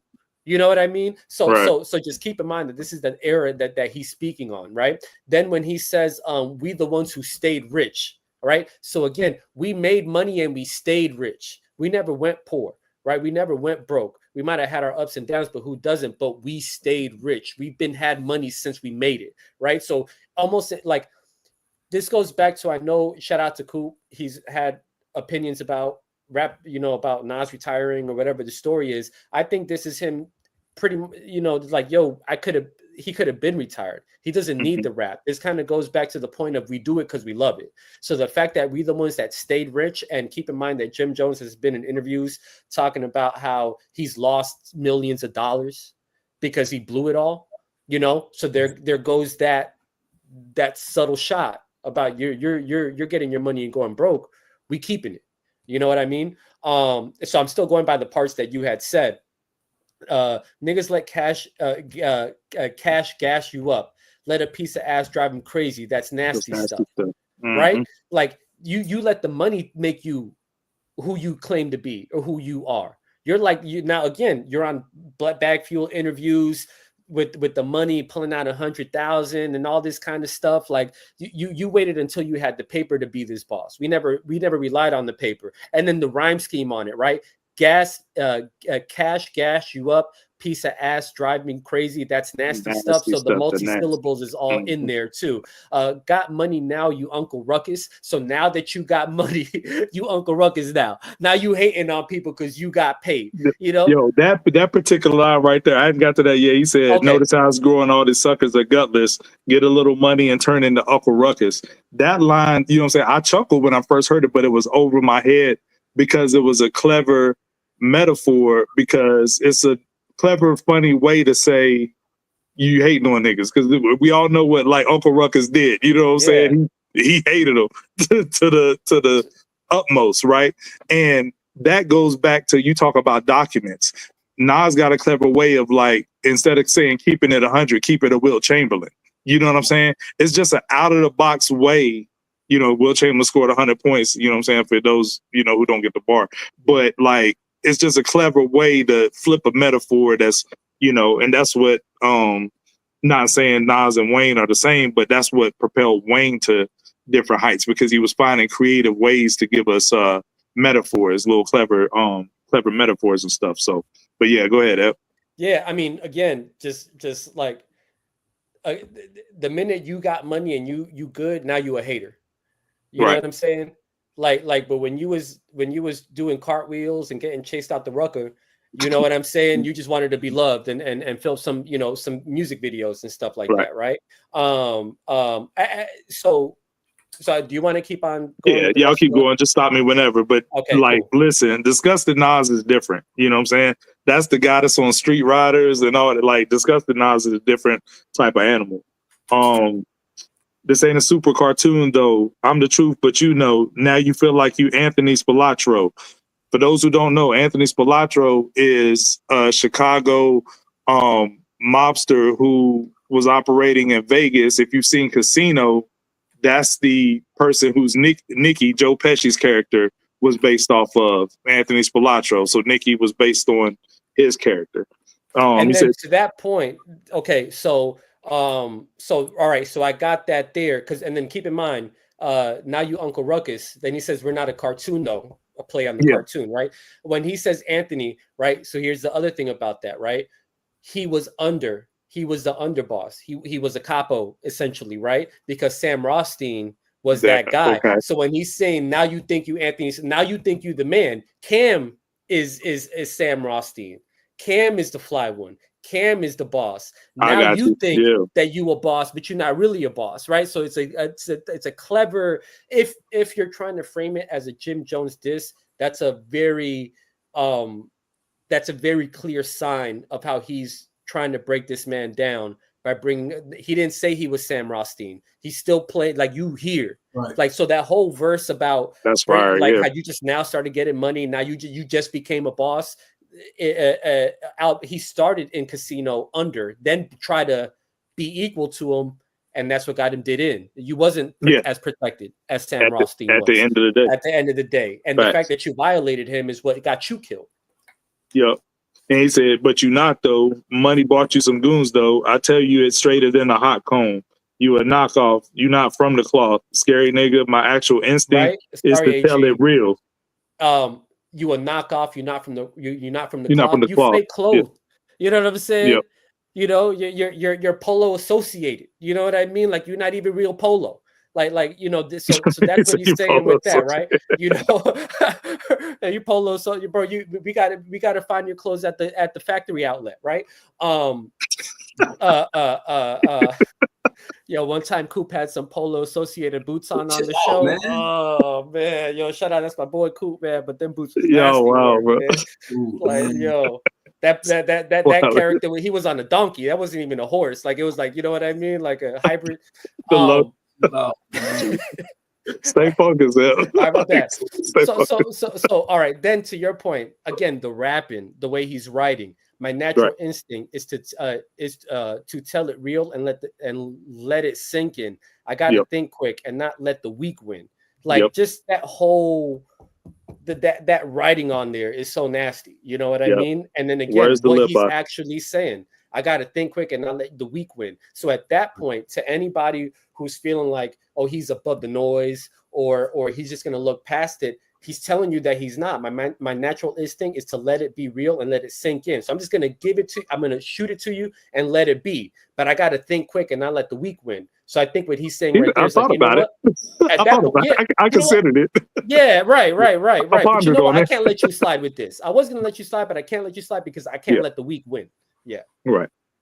Got smoke with me, beef with yourself. I be chiefing too hard to notice every week. It be somebody else. Soon as my name is mentioned, lames are offended. If words hurt you, it wasn't intended. But when it comes to my words, if I said it, I meant it. If the shoe fits, this one is for you, bitch. You got me confused with. AG, sorry, again. No, you good. He going off. My name's mentioned. Lames are offended. My name's mentioned. Lames are offended. That's that 3-word rhyming, right? If the words hurt you, it wasn't intended. That to be able to use one word to match the other 3.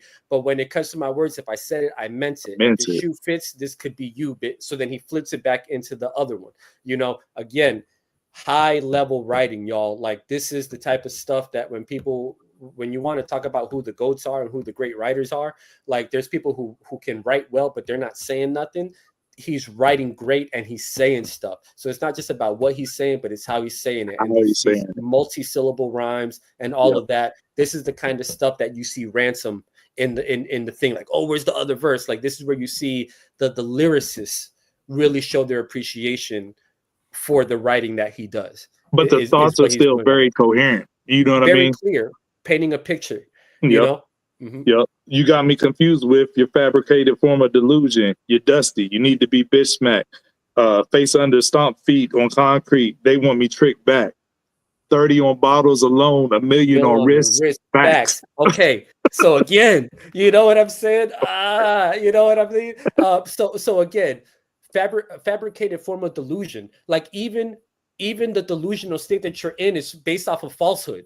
So even what you think of yourself is based off of some fugazi shit from beginning, right?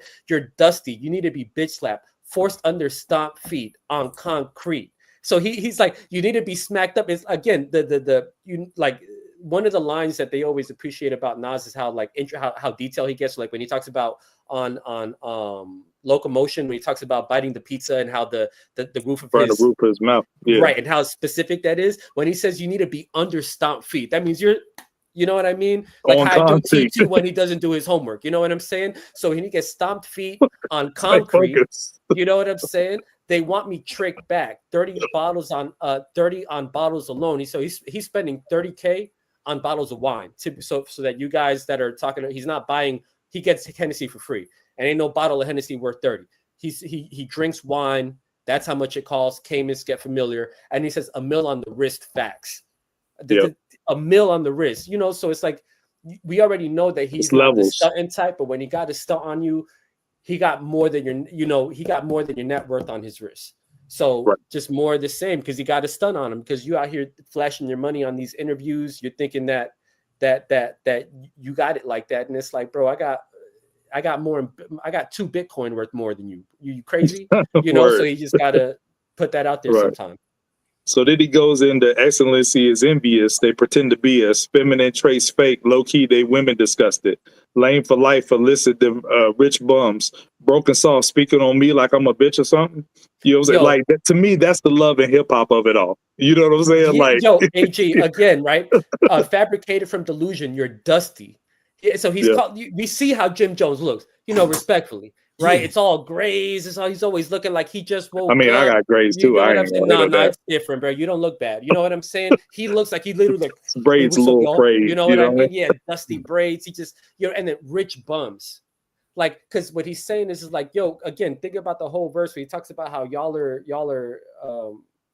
are gassed up by money and by females, and a lot of times the type of females that you attract is based off of the chains and everything that you put out there, right? So when he's calling him a rich bum, he's saying like, yo, just because you got money don't make you not a bum. You still a bum. Yep. You still look dusty. You need to clean yourself up, brush your teeth, T2. You know what I'm saying? Like so no,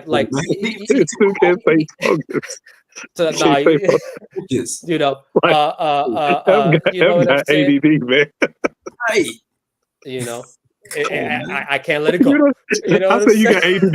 You agree? You say I'm like, hey, get this smoke. You don't even dispute it. But calling them rich bums. You know what I mean? Like, damn, that's crazy. You know what I mean? And especially when it's coming from a like, I don't care what nobody say. As men, you know how to show respect and acknowledge other men and what they do. And then when you have a dude like that, like when Jim Jones said on that interview, when he was like, damn, I didn't know they love Nas like that. Well, you found out in real time, fool. You know what I'm saying? Should've did your homework. And facts. So like when a dude like that is telling you that, I know that hurt him.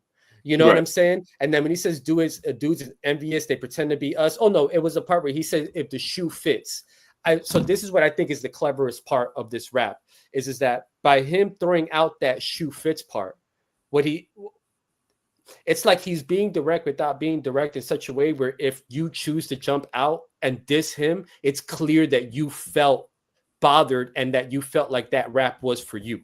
You get what I'm saying? So if the shoe fits, hey, so if what I'm saying affects you and now you feel that way, so then now if Jim Jones comes out and says that, comes out and tries to diss him, now he's going to look like the clout chaser. Now he's going to look like the one that's under pressure. Now he's going to look like the one like, damn, so you are a rich bum, or you did feel that a lot of this was about it's you. A tap. So it's a very masterful way, in my opinion, of going directly at somebody, but like flipping it on them, where it's like to your point, what you said earlier, what Jay tried to do with on Takeover. Well, me and you. Well, that last bar said to all the other cats throwing shots at Jigga, you only give half a bar for you, but they knew who they were. I'm going back to because you know what about me and you. Let's just okay. So I think what Jay was trying to do there is like. But if you even try to defend it before I get to it, then it was being ambiguous. Yeah. Right. And it was like a pre-buttal, right? Instead of rebuttal, it's pre-buttal. I'm trying to hit you with something. So now there's a trap. So I think that Nas is doing the same thing. It's like, the minute that you even diss him on it, it's going to be clear that you felt a certain kind of way and that was about you. To me, this is the most direct you can be, kind of like drop a gem on him without saying somebody's name. I think this is about as direct as you can be. Pretty much, I mean, right? Because it fits the aesthetic of who you're talking about. Everything you're seeing is things that people said before, and that's how it sticks to landing when people say these things in some kind of capacity. And these things have been said before about Jim being a dusty rapper who's who think he's got money, but he's still looking crazy out here. So everything that he's saying is pretty much fit the Jim aesthetic in a way. And that line about speaking on me like I'm a bitch or something, like, because he keeps having Nas' name in his mouth. He's on like a podcast tour with speaking on him. So so it fits. It definitely. It's mind-boggling who they are behind the scenes to get spooky in Brooklyn, Harlem, and all of Queens. It's Staten Island, real type shit. This last bar, dying species are real men. I feel that that's a bar and a half there, because real men are a dying species. We endangered out here. But and AG, real quick, my apologies, because I do Mad Max. He's bringing it up about, and we brought it up about how this could have also been a shot kind of at Young Noble And we saw where somebody had commented saying that maybe the reason why that was taken off and why he switched the verse, because most likely what happened is this was written first and then he changed it to something different, is because Oh Boy is no longer with us. And maybe he didn't want that to be interpreted as him going at Young Noble. That's being respectful. Reason. Right. Just like, you know what, just for the sake of even having the perception of it, I'm not going to put it on the album. But then clearly, but I'm glad he did, because after. I'm glad he didn't put it on the album, because to me that would have distracted from, I mean, because we're still talking about, but that would have been distracted from Ray's album if it stuck to that. And that might be roping Ray into some stuff, because Jim Jones don't want to go at Ray and end up like Joe Budden did with you know what I'm saying, the ice pack on his eye or whatever. You know what I'm saying? He don't want them problems.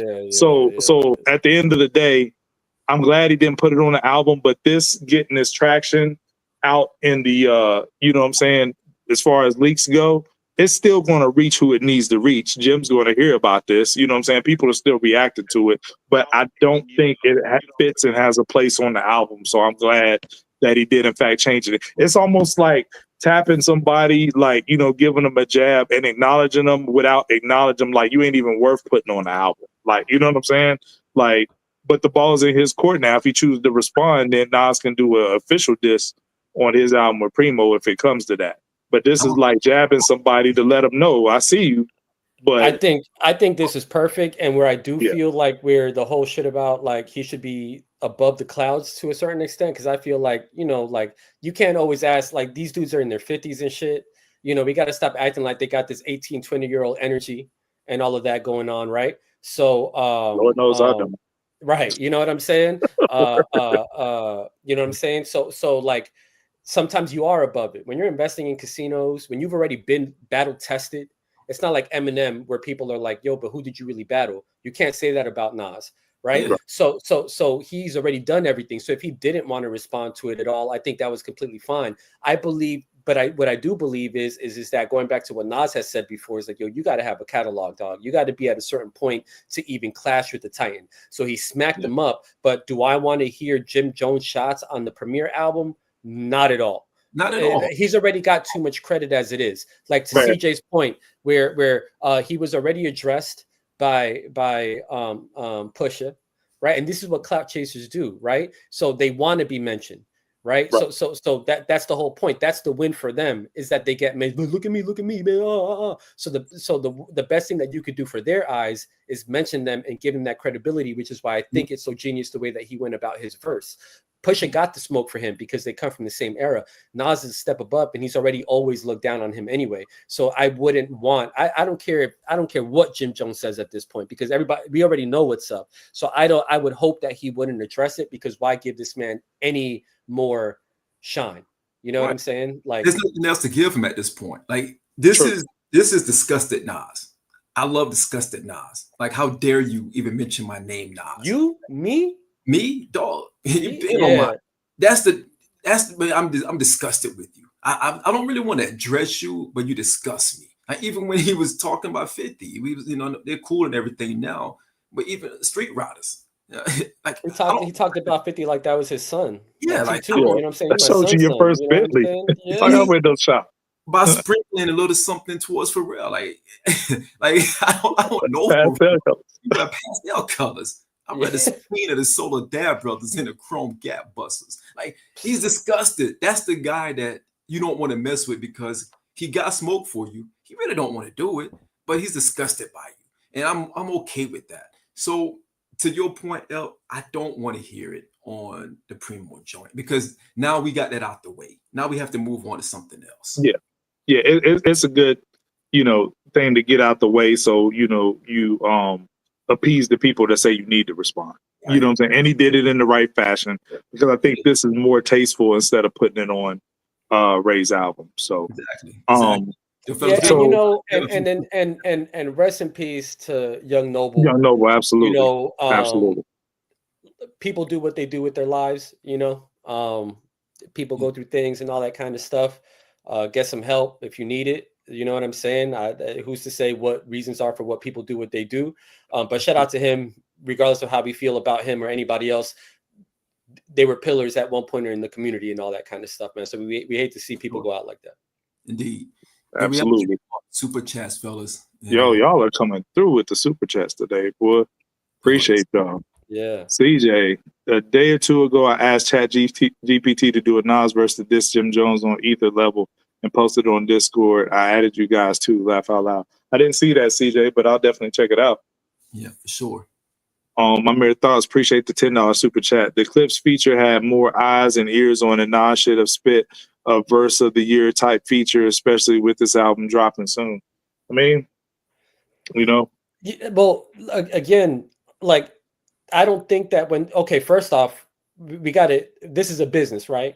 And nobody wants to do business with Def Jam, first of all, right? So it's like Nas used to be on Def Jam. Right. He knows that. There's a because I thought about this with the Jay verse. I thought Jay was going to be on the album, but I felt like a big reason why if he wouldn't be on the album is because I'm not trying to have Def Jam make any money off me. You know what I'm saying? Like we're not doing business with them like that. So first of all, the verse that Nas is giving them, when he's giving it to him, he's in a different state of mind. And second of all, that rollout that wasn't that until they got with Rock Nation. Def Jam does not promote. Nas had already did the verse long before that. The verse was already done because they had did the Paris show where his verse played. So Andrew Barber, there's a lot of people on Twitter who had talked about that verse a year ago. This is before there was any type of rollout. And I don't think that Def Jam would have provided that. So I feel him. Like if Nas knew that this was the type of rollout that they were going to happen, then maybe from a business standpoint, as far as like, because again, the music is the product, I'm going to put my hardest shit that people want from me on this one. I think that makes strategic sense, but I don't think that that's where his mind was at. And by the time that he got around to seeing that that's what it was, then he laced that Slick Rick and he laced this Ray shit up, you know? So we got that anyway. It just wasn't on there. And Sean alluded to it. Ray is his guy. You know what I mean? That's, you know, you're going to give your best to your guy. You know, that room is different. No spoken word J raps. And he's also part of these rollouts. So he's going to give it his all for these rollouts. Right. It's Mass Appeal's his label. So he's going to, give the best to yourself. Right. No, exactly. Like Antoine with the $5 super chat. Appreciate you. Also with Nas removing that version, we end up getting 2 new Nas verses. I think we all won by it being removed. Facts. They're 2 verse of the year contenders. And, you know, granted, the beginning and the end of the Jim Jones diss is the same on the other one. That's why I say it's not AI, because Nas is known for splicing together elements of a verse to do his final draft. Like, you know, we talk about verbal intercourse. He did a lot of different versions of that before he landed on Ray said, before he landed on the verse that he had. You know what I mean? He's open to, like Ep said, open to constructive criticism. So, you know, I don't believe it's AI. I believe he, you know, reworked the verses. Like you could tell, it's just too intricate. Well, I don't think because I told AG earlier in the week, I was in the city and I said, yo, I just heard this verse, but I didn't tell him what it was. Like I wanted him to hear it, you know, from his own ears, right? But I heard the verse because my man actually called me up and like played it through the phone. Like, yo, listen to this. And it was distorted, but it was the actual diss joint. Because when it came out on the album, I'm like, this ain't the same joint. But it was like in the middle of it. It was like there are fragments of Omertà, the album cut versus the one that was leaked. But I heard the actual verse, I think it was Tuesday. My message AG was Tuesday. I'm like, yo, I just heard it. It's crazy. And it didn't pull up on the album. So I think that is real. Yeah. People forget, if you was there in real time, you hear lore about the original versions of Ether and what was being said, and then you hear In Between Us with Scarface, and there's 2 different versions of that. So the version of the album version of In Between Us is different, but it's bars that were in the original version of Ether in the original In Between Us verse that didn't make it. So Nas pulls stuff from different areas or whatever, like all the time. Even Echo, like I saw a video where some parts of Echo was pulled from another unreleased song that was, you know, he does this all the time. So I believe. I mean, from the very beginning, if you guys have, I know you guys have, but they have the Illmatic, the demo tapes, the sample prior to it. Mm-hmm. So one of the songs actually has the original verse of verbal intercourse. That same one that he used, he had it on a different song prior. Deja Vu. Deja Vu. Yeah. So even with those verses, he switched it up. And then when you think about, and then again, if it's AI, it has to be somebody that's such a big. It might as well have been Nas himself doing AI, because even if you go to his remixes, so if you go to the World Is Yours remix, he switches from Nike. He switches to Nikes on my feet and all that kind of stuff, right? Yeah. So even within his remixes, he's using the same verses and he's tweaking them. So the exact same thing that he did on this one, he's literally done on remixes of songs that have came out. Just fragments of it. Fragments of it. Yeah, right. I just hate this era where we gotta wonder. You know what I'm saying? Is it because that was the thing with push-ups when push-ups drop? Is it really Drake? Is it not? I hate this era. But anyway, well, I mean, to be clear about AI, I'm not the only AI that I condone is that if you're going to use it to fix your voice. And you're an artist and you're doing that because you've lost your voice for whatever reason, I understand that, as long as the production is man-made and the lyrics are man-made. That's it. Everything else after that, I don't condone AI at all. So yeah. Facts. CJ the Kid, appreciate another $5 super chat. You guys think Jimmy Blanco going to respond soon to keep the clout going? I doubt it.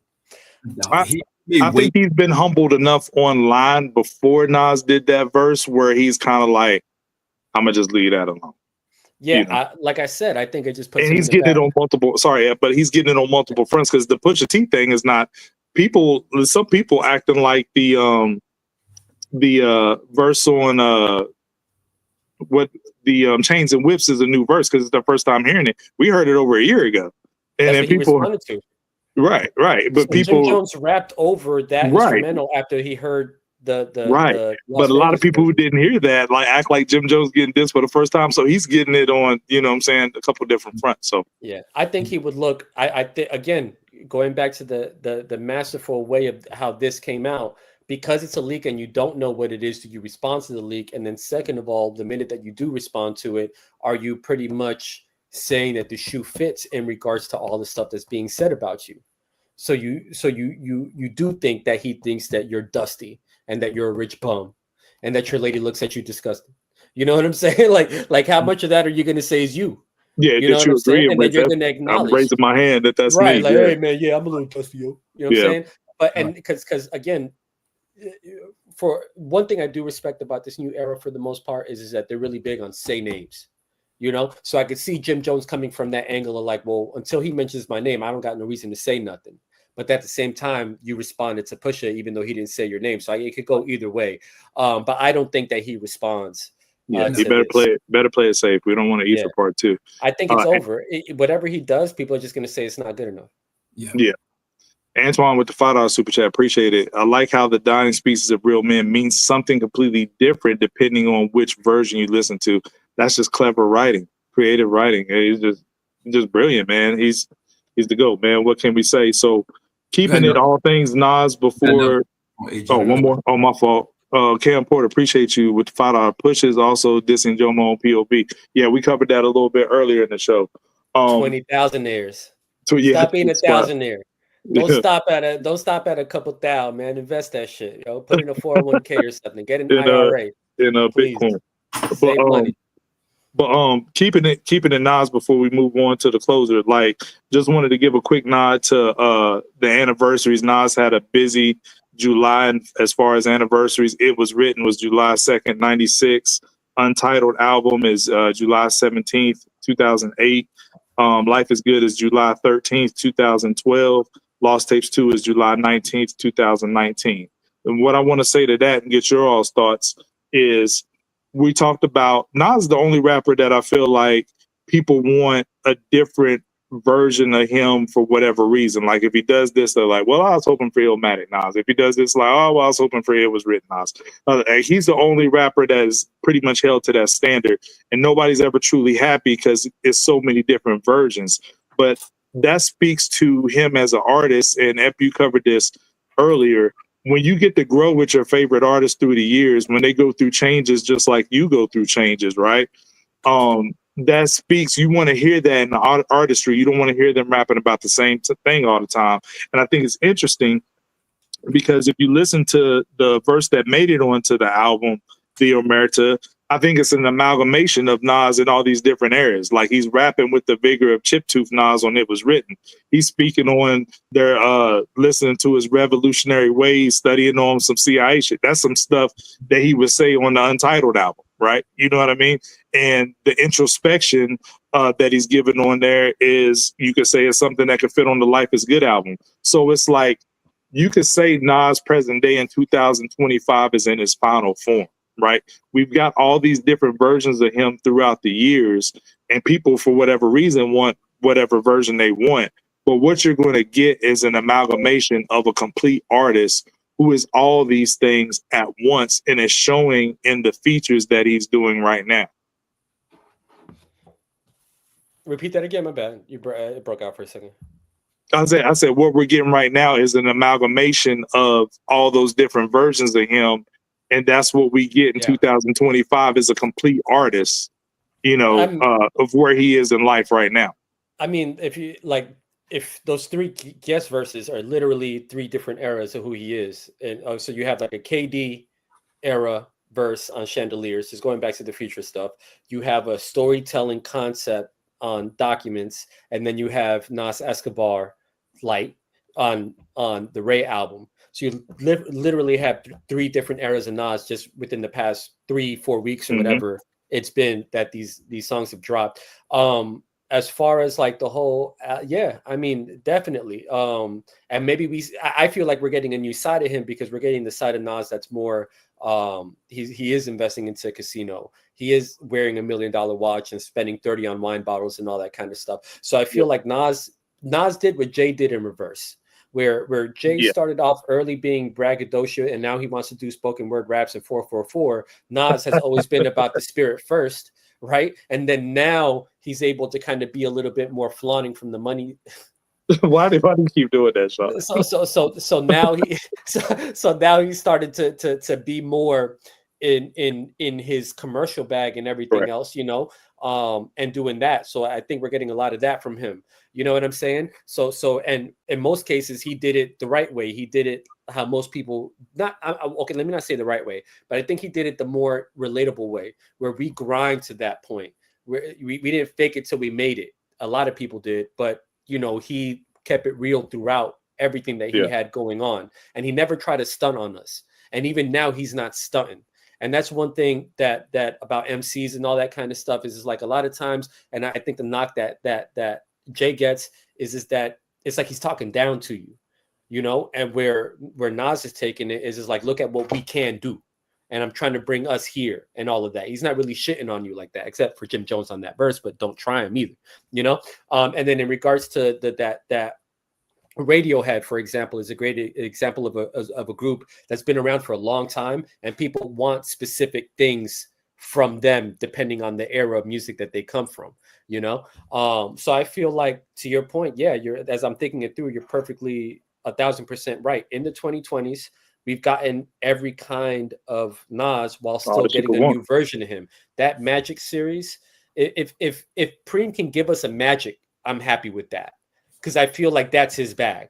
So to have already gotten a Magic and not depending on Preem to give us one because we already got one speaks to what heads have wanted from him from a long time, and then we're still getting everything else from him. Like KD series, you got the storytelling, you got the Once a Man Twice a Child, you got Moments, you got the concept records with Beef. Fever is another one where he's rapping his ass off, but he's talking about where he's currently at. I love this feeling. The Cure, so you can go down. He got the lady songs. He was able to hit us with Spicy. So he's hitting all the grounds that an MC can cover. He's rapping with the old head, so he's giving us that. He's rapping with the new generation. He's giving us that. He's rapping with the more trendier side of the new raps. He's rapping with the more rapidy rapping cats of the new era now too. So I feel like we're getting everything that we need to. I see a ton of names on here. Slow It Down, Rare, Speechless. I think that's when people were asking, oh, we need this type of Nas, you got it on Speechless. Ugly, you know, what you need. You know what I'm saying? we getting everything. And Sean, I want you to speak to this. Like, so with Ep's point about, you know, we're getting everything we need from Nas, and Nas is like in year 31 of his career since his debut album. I mean, not since his since his debut album, and 34 years since his debut verse, right? So do you think it's a place for ageism in rap, or do you think that's something we should put to bed with guys like Nas, Ray, the Clipse? They're 52 and 48. Common, what LL did last year, what Slick Rick is doing this year. Do you think we should put the ageism talk in rap to bed? And after you speak on that, Sean, I'd like for both of you to speak on, because we talk behind the scenes about how you consume music, because that makes a difference as well. Because as we grow up, we used to consume music, whether we went to clubs or, on our bus ride to school when we was younger than that, and now it's like work commutes and working out at the gym or cutting grass or something like that. So that affects, your setting affects how you hear music as well. So Sean, can you speak to the ageism in rap, and then how you consume music and how that affects it? And I almost forgot the first question. the ageism portion on it. Break it down. The ageism piece is like, we're seeing our legends that we grew up with from the golden era still doing great music. We're seeing that in real time. We saw Slick Rick, who's been in the game longer than Nas, dropped a very dope album, and didn't never had to change anything of who he is and what he is. So we've seen that. We're seeing Nas go through the lineage of hip hop himself. Even I think about this current feature run that we're in with Nas. Think about the feature run that he had in '95, leading up to It Was Written. So now he has another feature run leading up into the joint that he has coming out with him and Primo. So you're seeing the connective tissue through different timelines that he's doing. Not many artists can do that. Now, again, the ageism for me, it doesn't apply to everybody, because some, they do, kind of age out. I saw someone online a couple of weeks ago. I forgot the guy's name, but he was a rapper from the 80s, and he was just spitting crazy, and he sounded like he was from the 80s. He was like, "You called me a sucker MC, I'm gonna hit you in the face." Like he was like, I'm like, and he's an older guy, he's an older gentleman or whatever, and he looks the part, but he's rapping like he was still in 85, 86. He didn't update the hard drive, if you will, right? Mm-hmm. Nas and a few others are, and especially Nas himself, there's not many artists can do what he's doing. Not many can update the hard drive or reboot it or actually add some more chips to it, because now, like I mentioned, you're talking about Speechless, you're talking about Fever, you're talking about these Nas is good, you're talking about just even the stories that he's sharing, all of these different things. We're seeing it in a whole different wavelength than we did before in his first couple of years, in his middle part of his career, to the point where we thought that his career was about to be, semi over, because those legacy artists was starting to kind of, retire, because hip hop, MCs, that's not a long lifeline, if you will, when it comes to a catalog. It's not a long lifeline at all. Not many can continue to do it this long into their career and still have a strong impact and still have so much to say. So he not only did his catalog grow with us, he's grown with his own catalog at this point, because he's reflecting back on his own legacy in a dope way that many cannot do. Sean, to your point, I could make a whole album about how it feels to survive. Exactly. Yeah, that's one of his best lines. Yeah. Right. So he's talking about everything. He's done it all. Major beefs, major battles, golden era of hip hop, seeing two of his peers that he held high, Big and Pac, pass away, being not really wanting the baton, but kind of like wrestling with those things, trying different things. He's done it all. Collaborations. Now he got a Grammy. Now he's doing business. All of these things. He's the true architect of what an MC should be, straight up and down. The blueprint. He's like really the one, the golden child. And now we're seeing this whole new feature run where he still sound hungry, still sound like he got a lot more left in the tank, if you will. And we still haven't even got the album yet. We still got Face coming pretty soon. We still got Mobb Deep coming soon. We still got Daylight. We still got all of these great, albums coming out pretty soon from these great artists, and he's a part of that. Why you don't like Nas? Why you don't love Nas? Why ain't you ain't proud of Nas? The WTF Major. He said it on We Major. He said, I'm like Jesse Jackson on the balcony when King got killed. I survived the lives of niggas around. You know what I'm saying? It lasted more than half you clowns, you know? I mean, you and then to your point, Sean, about you were saying about like aging out and everything like that. It's weird because all right, so mid 90s, right? Who these generation is from, the ageism started then.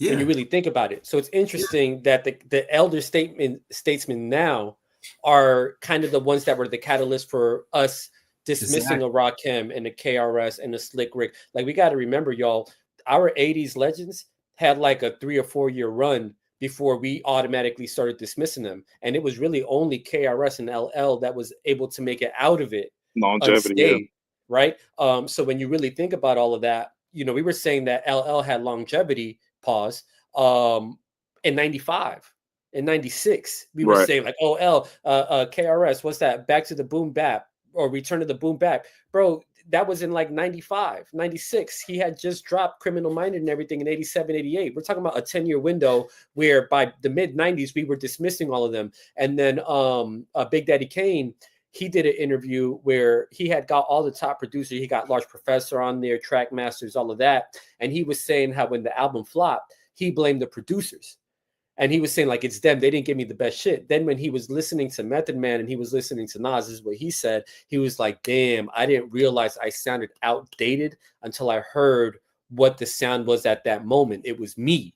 I was out of touch. I'm still rapidy iggity, all this kind of shit. And they're beyond that. You know what I mean? So I also think what I think is a negative about the fact that ageism isn't a thing in hip hop is that it's clear that hip hop as a whole is aging because the best parts of hip hop is the cats that was doing it then are the ones doing it now, right? So there we go. Either you emulate the sound of the mid to late 90s and early 2000s and late 80s, and you're doing it now, a Benny, Griselda, all of them, and that's what you champion, or it's literally the cats from that era that is still doing it now. But there's this whole in-between portion where it's all just going out the window and we don't romanticize about it the same way. So it is interesting that the cats that have killed the ageism argument are the ones that were the dope young spitters when they first came into the game. So I'm actually concerned about it a little bit because outside of a Joey who's 28 years old or 29, we've had this conversation about the who's really king of NY, the young cats. This aspect of it isn't being honored by the young people enough, and it's turning into an age thing because we got to go to the old heads to find the hip hop that we love and that we really appreciate, because the young kids they don't prioritize that aspect of the game anymore. And I hope that changes. But even the new to the game cats are in their mid 30s to late 30s and early 40s. When you start talking about Dave East and Rome Streets and all these cats, they're older. So they're older guys. They're all older. Yeah, and they were influenced by the cats that we say are killing it now at their age. It's because they've been carrying it the whole time, you know? Facts. So, yeah, you know, and getting to our closing segment to react to this Ray album, not an in-depth review like we did for the Clipse, but just reacting to it. Ray is one of those guys on the list that very much so embody why ageism is not appropriate for a lot of the MCs. Like, Ray is still great and operating at a high level. His voice still sounds pristine, which is very important. Like, if your voice sounds like similar to what we remember you as in your prime, to me, the possibilities are endless for you, right? And you know what Ray is doing on this album is pretty phenomenal. Sean, I want to kick it off with you. Not to just really go all over the track list. Like, I was excited when I seen Carlton Fisk. You know, me and you are woo heads. When I saw Carlton Fisk on this track list as a feature, I was like, yo, this is going to be Sean's joint probably, because, you know, you're a Carlton Fisk guy. So, you know, about Carlton Fisk in the feature, and then your reactionary thoughts to the Ray album in general. What you got? Not to go deep into it because we're still listening to it. We're still processing it. Just a quick reaction. I love the album. Ray sounds great. You know, Ray sounds refreshed. Ray is one of those MCs where his voice never had to evolve. His style never had Right. to evolve because it was already a part of the evolution of hip hop. He has one of the dopest voices for me when it comes to hip hop, anyhow, and he still carries that really well. Hearing Ghost on here with 600, what is it, 600 School? I think what it's called. Yeah, 600 School with Ghost and Meth. Fellas, Meth is still killing features. And we're not talking about it enough. Meth been killing features for the past 2 or 3 years now. Like he's not missed not one feature yet. And he's in great shape. Great shape. Him and Ghost and Ray always going to give you something special. And I'm glad to hear Ghost's voice. I got a question for you about that. Now, do we feel at this point that the reason that Meth isn't getting any more praise for it because this is kind of like, it's like a James Harden or something like that, where it's like, yo, you've already won the scoring titles. Or you already got we need a chip. You need to tie the bow up with the classic. You know, I know that he had the album coming with Havoc, right? Is he in that space where it's like at this point, this is what people are just expecting for him to tie a bow on it with like a classic album or a great body of work? Or do you feel like it's just going unmentioned, period? Like people aren't talking about it at all, really? Man, that's a great call out. I think it's just where we are in hip hop right now because Meth has been doing this for so long. Meth has always been like one of the feature kings, if not the feature king. So I think we get conditioned to know that Meth is dope. So it's expected. It's not like, oh, you're a Meth fan? Like, you know, it's like it's almost like it's expected that he's going to blaze a feature. Because again, Meth is one of the original punchline kings when it comes, to this thing, right? So because there's so many offshoots from the Meth tree, that Meth has his tree is crazy. Pause. Like he has all the branches to that tree that people come from, but they don't acknowledge him enough. And I think that's the bigger problem. I think those who may have took some from Meth, from a punchline standpoint, from just the cadence and just the rawness that Meth brought, I don't think they pay that forward to him, if that makes sense. No. Because we've heard other MCs like gave Nas, Jay, Big, all these guys props as far as them adopting their style, but not many have said that, yo, I learned this from Meth. Yeah. Right. So it doesn't translate over the years. But you want to know something funny, Sean? I'm glad you said cadence because one thing I give Meth credit for is he reinvented himself and almost has a new signature sound. Now, one, he's not cursing in his raps. He made himself do that. So it's better, higher level writing, not using curse words. But if you listen to his style now, he's really leaning into this staccato style. I was gonna say that. Yep. It's very simple. This verse sounded like the same verse that he used where Ghostface gave him the pound. On the documentary. Literally the same tempo, the same everything. The same cadences. He didn't used to do that years ago. Right. The same verse, the same cadence that he used on that freestyle. He reinvented very himself. Similar in tone. Yeah. This is becoming his signature. So that's the credit that I will give him on that. But to your point, I think that people are looking for that definitive classic from him. That I think that ship is sailed, but at the same time, though, I agree with Sean. I think people do need to point to Meth more as far as, I got a lot from that guy because he does have a lot of kids in the game. But quick takeaways from it. I guess Sean will be back here in a second. I'm a Griselda fan. When I heard the Wild Corsicans, that's a full circle moment for me because the last time they did a group album, WWCD, Ray did the intro. You know what I mean? Yeah. So I was going to bring up how Ray's also stayed in the mix. Yes. He's been on Freddie albums. He's been on Griselda records. He's a feature that spitters want. Pause. Facts. They want Ray on their shit. Yeah, so it's only appropriate that they end up here. And it's been a while since we heard all three of them together like this. Let's just be honest. Yeah, it's been great. This album, just reactionary stuff. I thought at one point I missed skits on rap album. I don't. You know what I'm saying? After listening to this, dog. Yeah, I'm not a fan of the skits on the album. I used to miss skits on rap album, but now this man, I could do without the skits. Can I go in? All right. Yeah, go ahead. Pause. Yeah. Sheesh. So what I despise the most about skits is when they use dope beats. You know what I'm saying? Wasted dog, beats. don't Yeah. waste this beat. I can't stand it. I'm like, yo, the beat that he did, I had to pull up the track or whatever.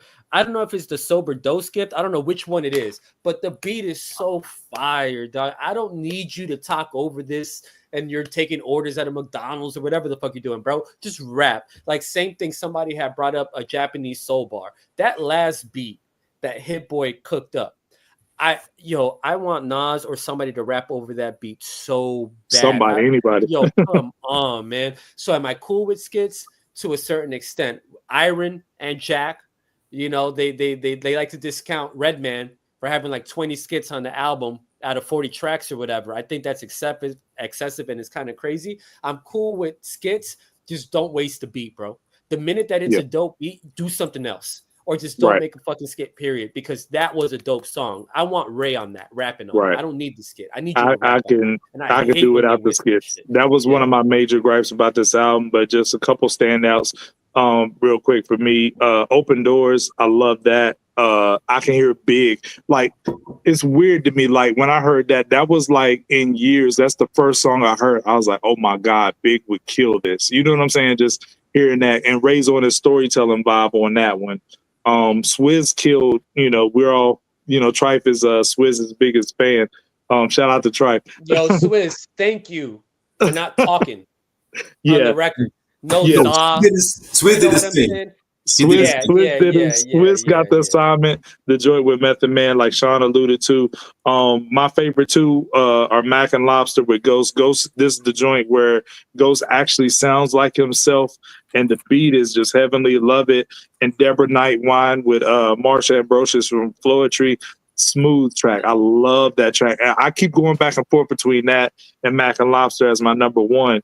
And we wax poetically a lot about the Omertà, but overall, I think it's a good album. I want to sit with it a little bit more. Off initial reaction, I got it as my second best of the year behind the Clipse. And I want to ask you guys two questions. Y'all can talk about the album some more if you want to, but I want to know, how do you feel about RZA not having any involvement in this? Because I don't think he was missed. The producers understood the assignment. And the second question is, as far as the Legend Has It campaign, is Mass Appeal 2 for 2 on releases? So I'll just go through the album real quick. We're talking about voices. Ghost, like, he's one of them ones that if he used AI to capture his voice, I wouldn't be mad at it. Ironically enough, Mac and Lobster is my favorite song on the album. I think it's dope. I like the way they close that out. Pause. One Life is dope. It's funny that you brought up Carlton Fisk, because, you know, while Ray has his people rapping, you know, Ghostface got Sean Wiggs managing his Twitter account where he's scamming people for Bitcoin. You know, Sean Wiggs, can we get a verse? Chill out. Scam me. You know what I'm saying? $5 for 30K Ghost coin. We don't need that. Yo, he was that dude too.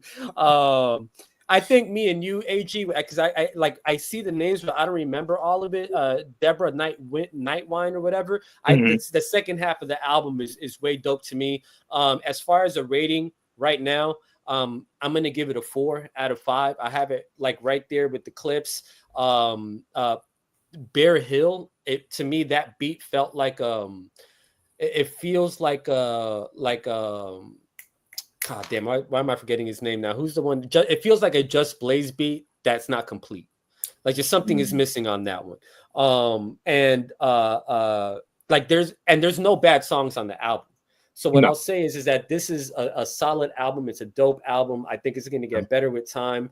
I think that this album, compared to the Clipse, where the complete Clipse is like a consistent kind of vibe and sound, this one kind of takes you different places. But I also don't think it doesn't have like the standouts musically that the Clipse big does. Moments. There is no Mike Tyson, no fight. Right. It's just a great consistent listen with a few dips there. Again, I never want to hear a wasted beat on a skit. We're fans. If you pay attention, stop it. But the album in itself is super dope. And I'm glad that it came out. In regards to Mass Appeal, I think they're 2 on 2 on the product. I think they're 0 and 2 on the marketing. Let's just step up the attention for it. These are two legends that have dropped two dope albums back to back. I don't know what the package pause is on and how they handle the marketing aspect of it. So I believe that Mass Appeal helps out with the vinyl aspect of it, of distribution, distribution of it, of getting it out there to a certain extent, the overall marketing of it. And I think I'm seeing it more that it's more about the artist having to promote themselves. So if you notice on Rome Streets, he didn't really promote his stuff like that the way that Slick Rick did and Ray have. So just coming off of pause, like the Clipse thing, album and that whole rollout, I don't think that it needs to be all of that, but I just think that these albums have been super dope, and as much as attention as they can get, we need to go ahead and do that because the product obviously sells itself. And I was glad to see that the next day that Ray was trending. And it's because word of mouth and people are listening to the music and they're loving it. So it'd be dope if that was happening prior and then a little bit after. Ray is best friends with Fat Joe, so I would like to see him on the pod with Fat Joe and Jada. John Blaze reunion. Right. I think that would be dope. And outside of that, I'm happy with everything Mass Appeal is doing musically. I think it's all dope. I think we have the Big L coming out soon. I love Big L. I don't know that there's a verse from Big L that I haven't heard. So I think these are just going to be reused verses with different beats. So I just hope that they're all dope. Because I can only hear, I get beat as Beavis, I get nothing but head so many different times. You know what I'm saying? But we still have that come in pause. We got De La dropping. Major fan of De La. We still got Mobb, and we know Have and Alk are working on it. I hope that we're getting more of I hope that we got some 90s P raps. Pause before he got into that where he was talking and not really rhyming like that, because there was an era where he didn't care no more when it comes to flow. And then finally we got Nas and Preem. Obviously to me they're gonna be the last to drop, so I'm really looking forward to that one. But I mean, Mass Appeal is doing everything outside of marketing, could be debated, that we want out of a label or whatever you want, distribution, whatever you want to call Mass Appeal. I don't even think they're a label, but that's what we want. We want dope music coming from dope artists that's curated well. And that's what we've gotten these past two projects. You know what I'm saying? So I'm looking forward to each one. And I think the way that Nas has been able to get on each song, each album, give a dope verse. It's a great rollout for him leading into his album. So I'm hopeful that we see more of the albums dropping. And then I've been clowning Ghostface a lot. He's in my top 10 easy. We do have Supreme Clientele 2 coming out. I'm still a little concerned about it. I really hope that I'm wrong about any of my skepticism, especially if what we get is more of that Mac and Lobster. But his flow is just a little bit off to me, and his voice just that too. So out of the three verses, I feel like Mac and Lobster was the closest to the kind of Ghost that we want. And AG, well, I guess Sean, I'll let you finish. I know we wanted to talk about how we grow with our music and all that kind of stuff. But yeah, I do have a thought about Ghost when it comes to that too.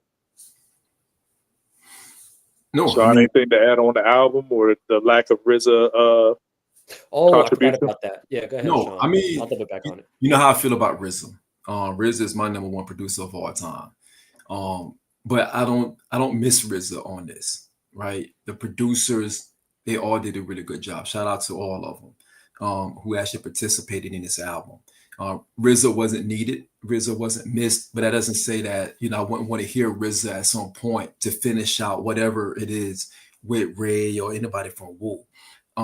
But again, I'm not going crazy over it. So shout out to the producers who actually put together a good sound palette for Ray.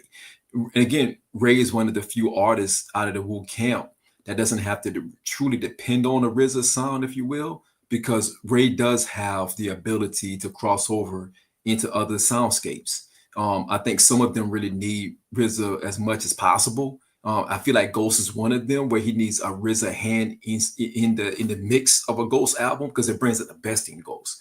But I think because Ray was the first one that kind of departed from the RZA sound early on, he was able to find his sound amongst other producers, and he also featured on other producer joints as well. So, nah, I'm good on that. I'm good. Yeah, and in regards to RZA, yeah, I don't think that he was needed, but I think that there's going to be a discussion, if we're being honest with ourselves, about how long can RZA live off of 95 through 97 or 93 through 97. We've expected all of our other producers to update their catalog. And, you know, Pete has done that. Premier appears to be like he's doing that. Drake tried with Snoop. That didn't hit, but he did do the Ambrosia, you know, a Marsha album. That was really dope. Sure. All of our legends, we're expecting them and we're asking them to step up. And the only person who hasn't really done that consistently and who's known for that is RZA. So if there's anybody that needs a body of work from a producer, look at Pharrell, another one where he's not known for that, and he did it. Kanye, he the last one that he did was Daytona, but he had already proven to do that. That's still within this decade. RZA hasn't made a full body of work that was dope. Like classic, even we'll say classic, not dope. He's had dope, you know, Bobby Digital, all that kind of stuff. It's really, you know, Wu-Tang Forever, and some people feel how they feel about that. I think once you start scoring movies, your ear changes. I think RZA's ear is, and I think that's the problem, and I think that's why Ray and them. So another thing that I think reflects into Sean's point is that Ray got out of that RZA tree super early because he got cool with other people. The people who are being hindered by the lack of being able to get out of it, or the people that stayed under RZA's wing for so long that they never tried to expand out of that. So like Inspector Deck is too great of a rapper to still not have anything with Czarface and all that stuff. But it's like, we don't have that thing that we want, that we know that we could get from him and all of that. So but he's still doing like, him though. So, you know, you got to take your head he's up solid, there. but you know, they're all, you know, cool. Right. But when we start, like when we're talking about the GOATs and all that kind of stuff, and we start to have to nitpick, RZA's the only one that hasn't really, you know, update the catalog. You know what I'm saying? Yo, RZA, we give us one more classic before you really tap out. And if you're doing movie scores, you know, just go ahead and get the best part of it, trim that down to like 16 bars. You know what I'm saying? You know how to do it. Curate a dope soundtrack. You know what I'm saying? Like, period. You know, so I hope I hope that he does that, because you know, that's a fair ask. That's a fair ask. You're missing out. Our top 5 producers, I think across the board, I think the 3 of us probably got in no order: Dre, Pete, Premier, RZA, and whoever you want to give the 5th to. They've all updated their stuff in the 2020s. You know what I'm saying? Still active with the LL, So Tip, of course, man. How could I? So he just did it, and that was dope. So it's like, bro, we just need one from you, man. We just get locked down with somebody and give us a classic. Actually, Method Man needs a classic. Go ahead and produce his classic. You know what I mean? That's a fair ask. That's a fair ask. That's mine on the RZA thing. I ain't gonna argue with you. That's a fair ask. And then to your point, Sean, you know, if RZA was helping Ghost, the first voice that we would have heard on Ghost's last album wouldn't be Jim Jones. Like, that's how I knew that album was going to be trash, because the first voice that you hear on Ghost's last album is Jim Jones. Literally, go to track 1, press play, is Jim Jones. Trash. 2 out of 5 by default. You know. So hey, RZA, come on, man, come help your boy. We need it. Yo, let's get these last couple of super chats and let's get up out of here, fellas. This is 4 hours on a Sunday. Crazy. They still super chatting though. We appreciate the love this whole time. You know what I'm saying? Y'all welcoming us back heavy. CJ with the $10 super chat. CJ must have got a bonus. You get the advance. I know Mel. I know Mev thinks the Cow's a classic, but I wonder how he feels about the general consensus feeling every original Wu album from '93 to '97 as the classic except his. I think he's aware. Yeah. He's aware. I think he's aware. He's aware. Yeah. CJ, it's hard to look at that in the right way. He's the first out the canon. He set the tone. But he's aware of it. But he also knows the struggles that came along to making his album that put him at a disadvantage. There was a lot. Yeah. CJ with the $2 super chat. Appreciate you, bro. Majorly appreciate you. I have to stop. I probably spent like 2,000 today. We really appreciate you, CJ. That's a lot of love. You know what I'm saying? CJ, send 10 more so we can make sure that the super chats is still up and running. That's crazy. Nah, with CJ. That's more money for T2. Yo, you know what I'm saying? Like, because of CJ, we not 20-year thousandaires no more. We can... That's crazy. That is crazy. That is crazy. But yeah, we appreciate y'all pulling up. You know what I'm saying? We haven't been on camera for a while. We appreciate Ep coming through, you know what I'm saying, to give his thoughts and opinions on these albums on the show. He blazed it. This is a monster 4-hour show, but you know what I'm saying? We hope y'all welcome that. We've been out of the loop for a little bit. But we back now. So yeah, man. Anything you want to add, Sean? Me on, fellas. No Appreciate doubt. the placement. Yo, to the chat, I'm one of y'all. Salute to y'all for staying on. CJ, everybody that sent a super chat. Whether you agree with us, disagree with us, we appreciate y'all even just tuning in and listening on a Sunday, doing whatever it is you guys are doing. You know what I'm saying? So it's always appreciated. And honestly, y'all, we got to show more love to the people who are willing to get in front of a camera and talk about the shit that we feel it doesn't get spoken about. And then we get mad as fans when they don't speak on it.